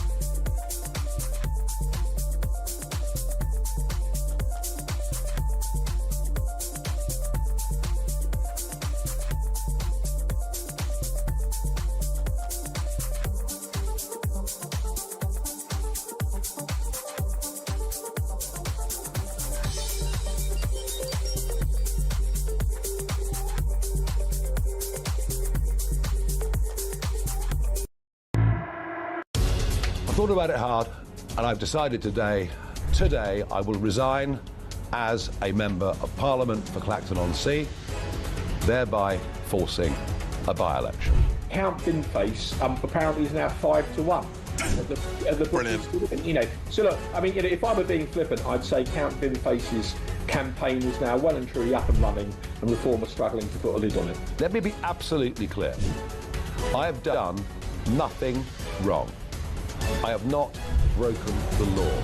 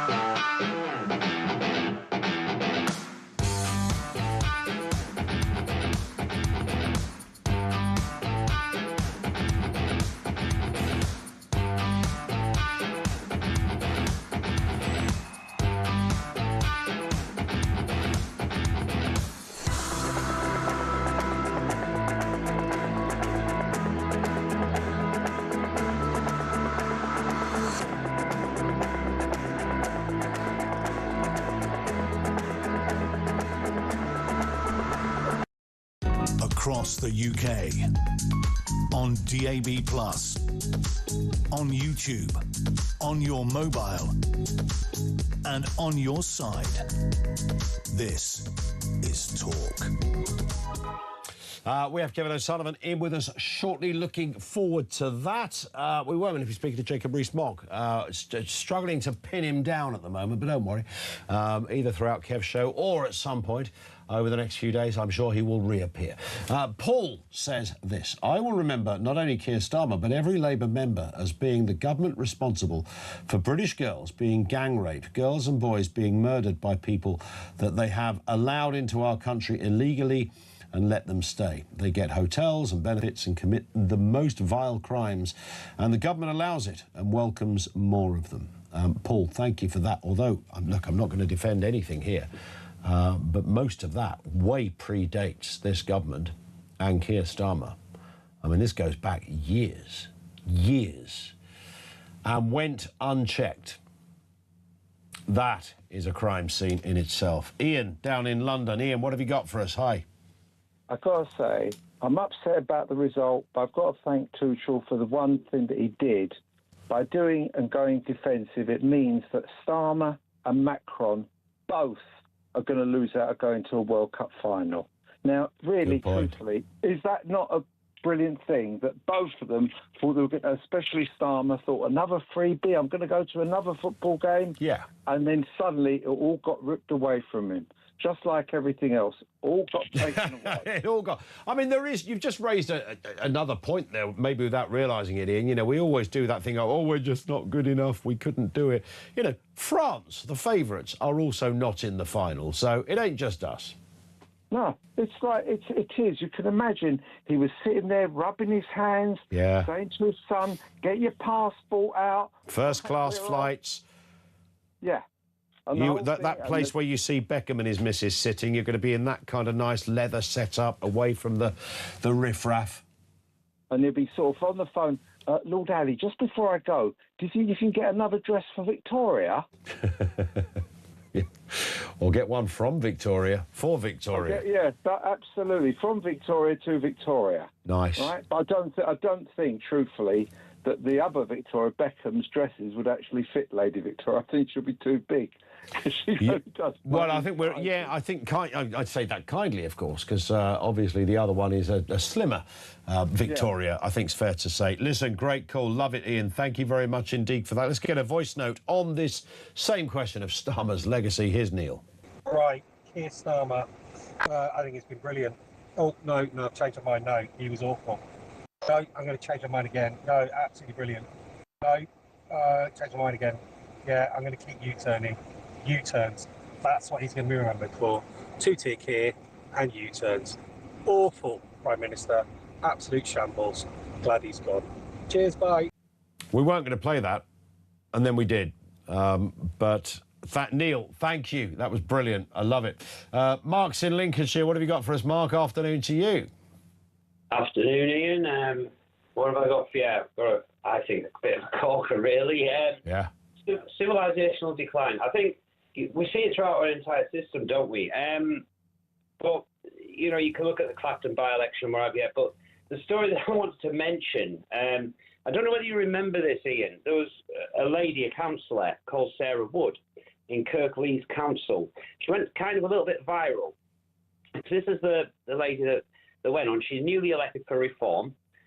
And she was basically in the council chamber and she was saying, but I don't know what the council constitution is. The rules and the regs, yes. Yeah, I don't know what standing orders are. I don't know all this stuff. You know, the kind of thing that she should have researched if she was standing to be in the council. You think so? Because all of this stuff is freely available. But you would think this is the case. But the reason why I say civilisational decline is because, 6 weeks later, she's just been made the leader of Kirklees Council. Yes. You mean because Reform have taken over the council? Or because somebody left who was already the leader? I don't really know. She's been elected as the leader of that council.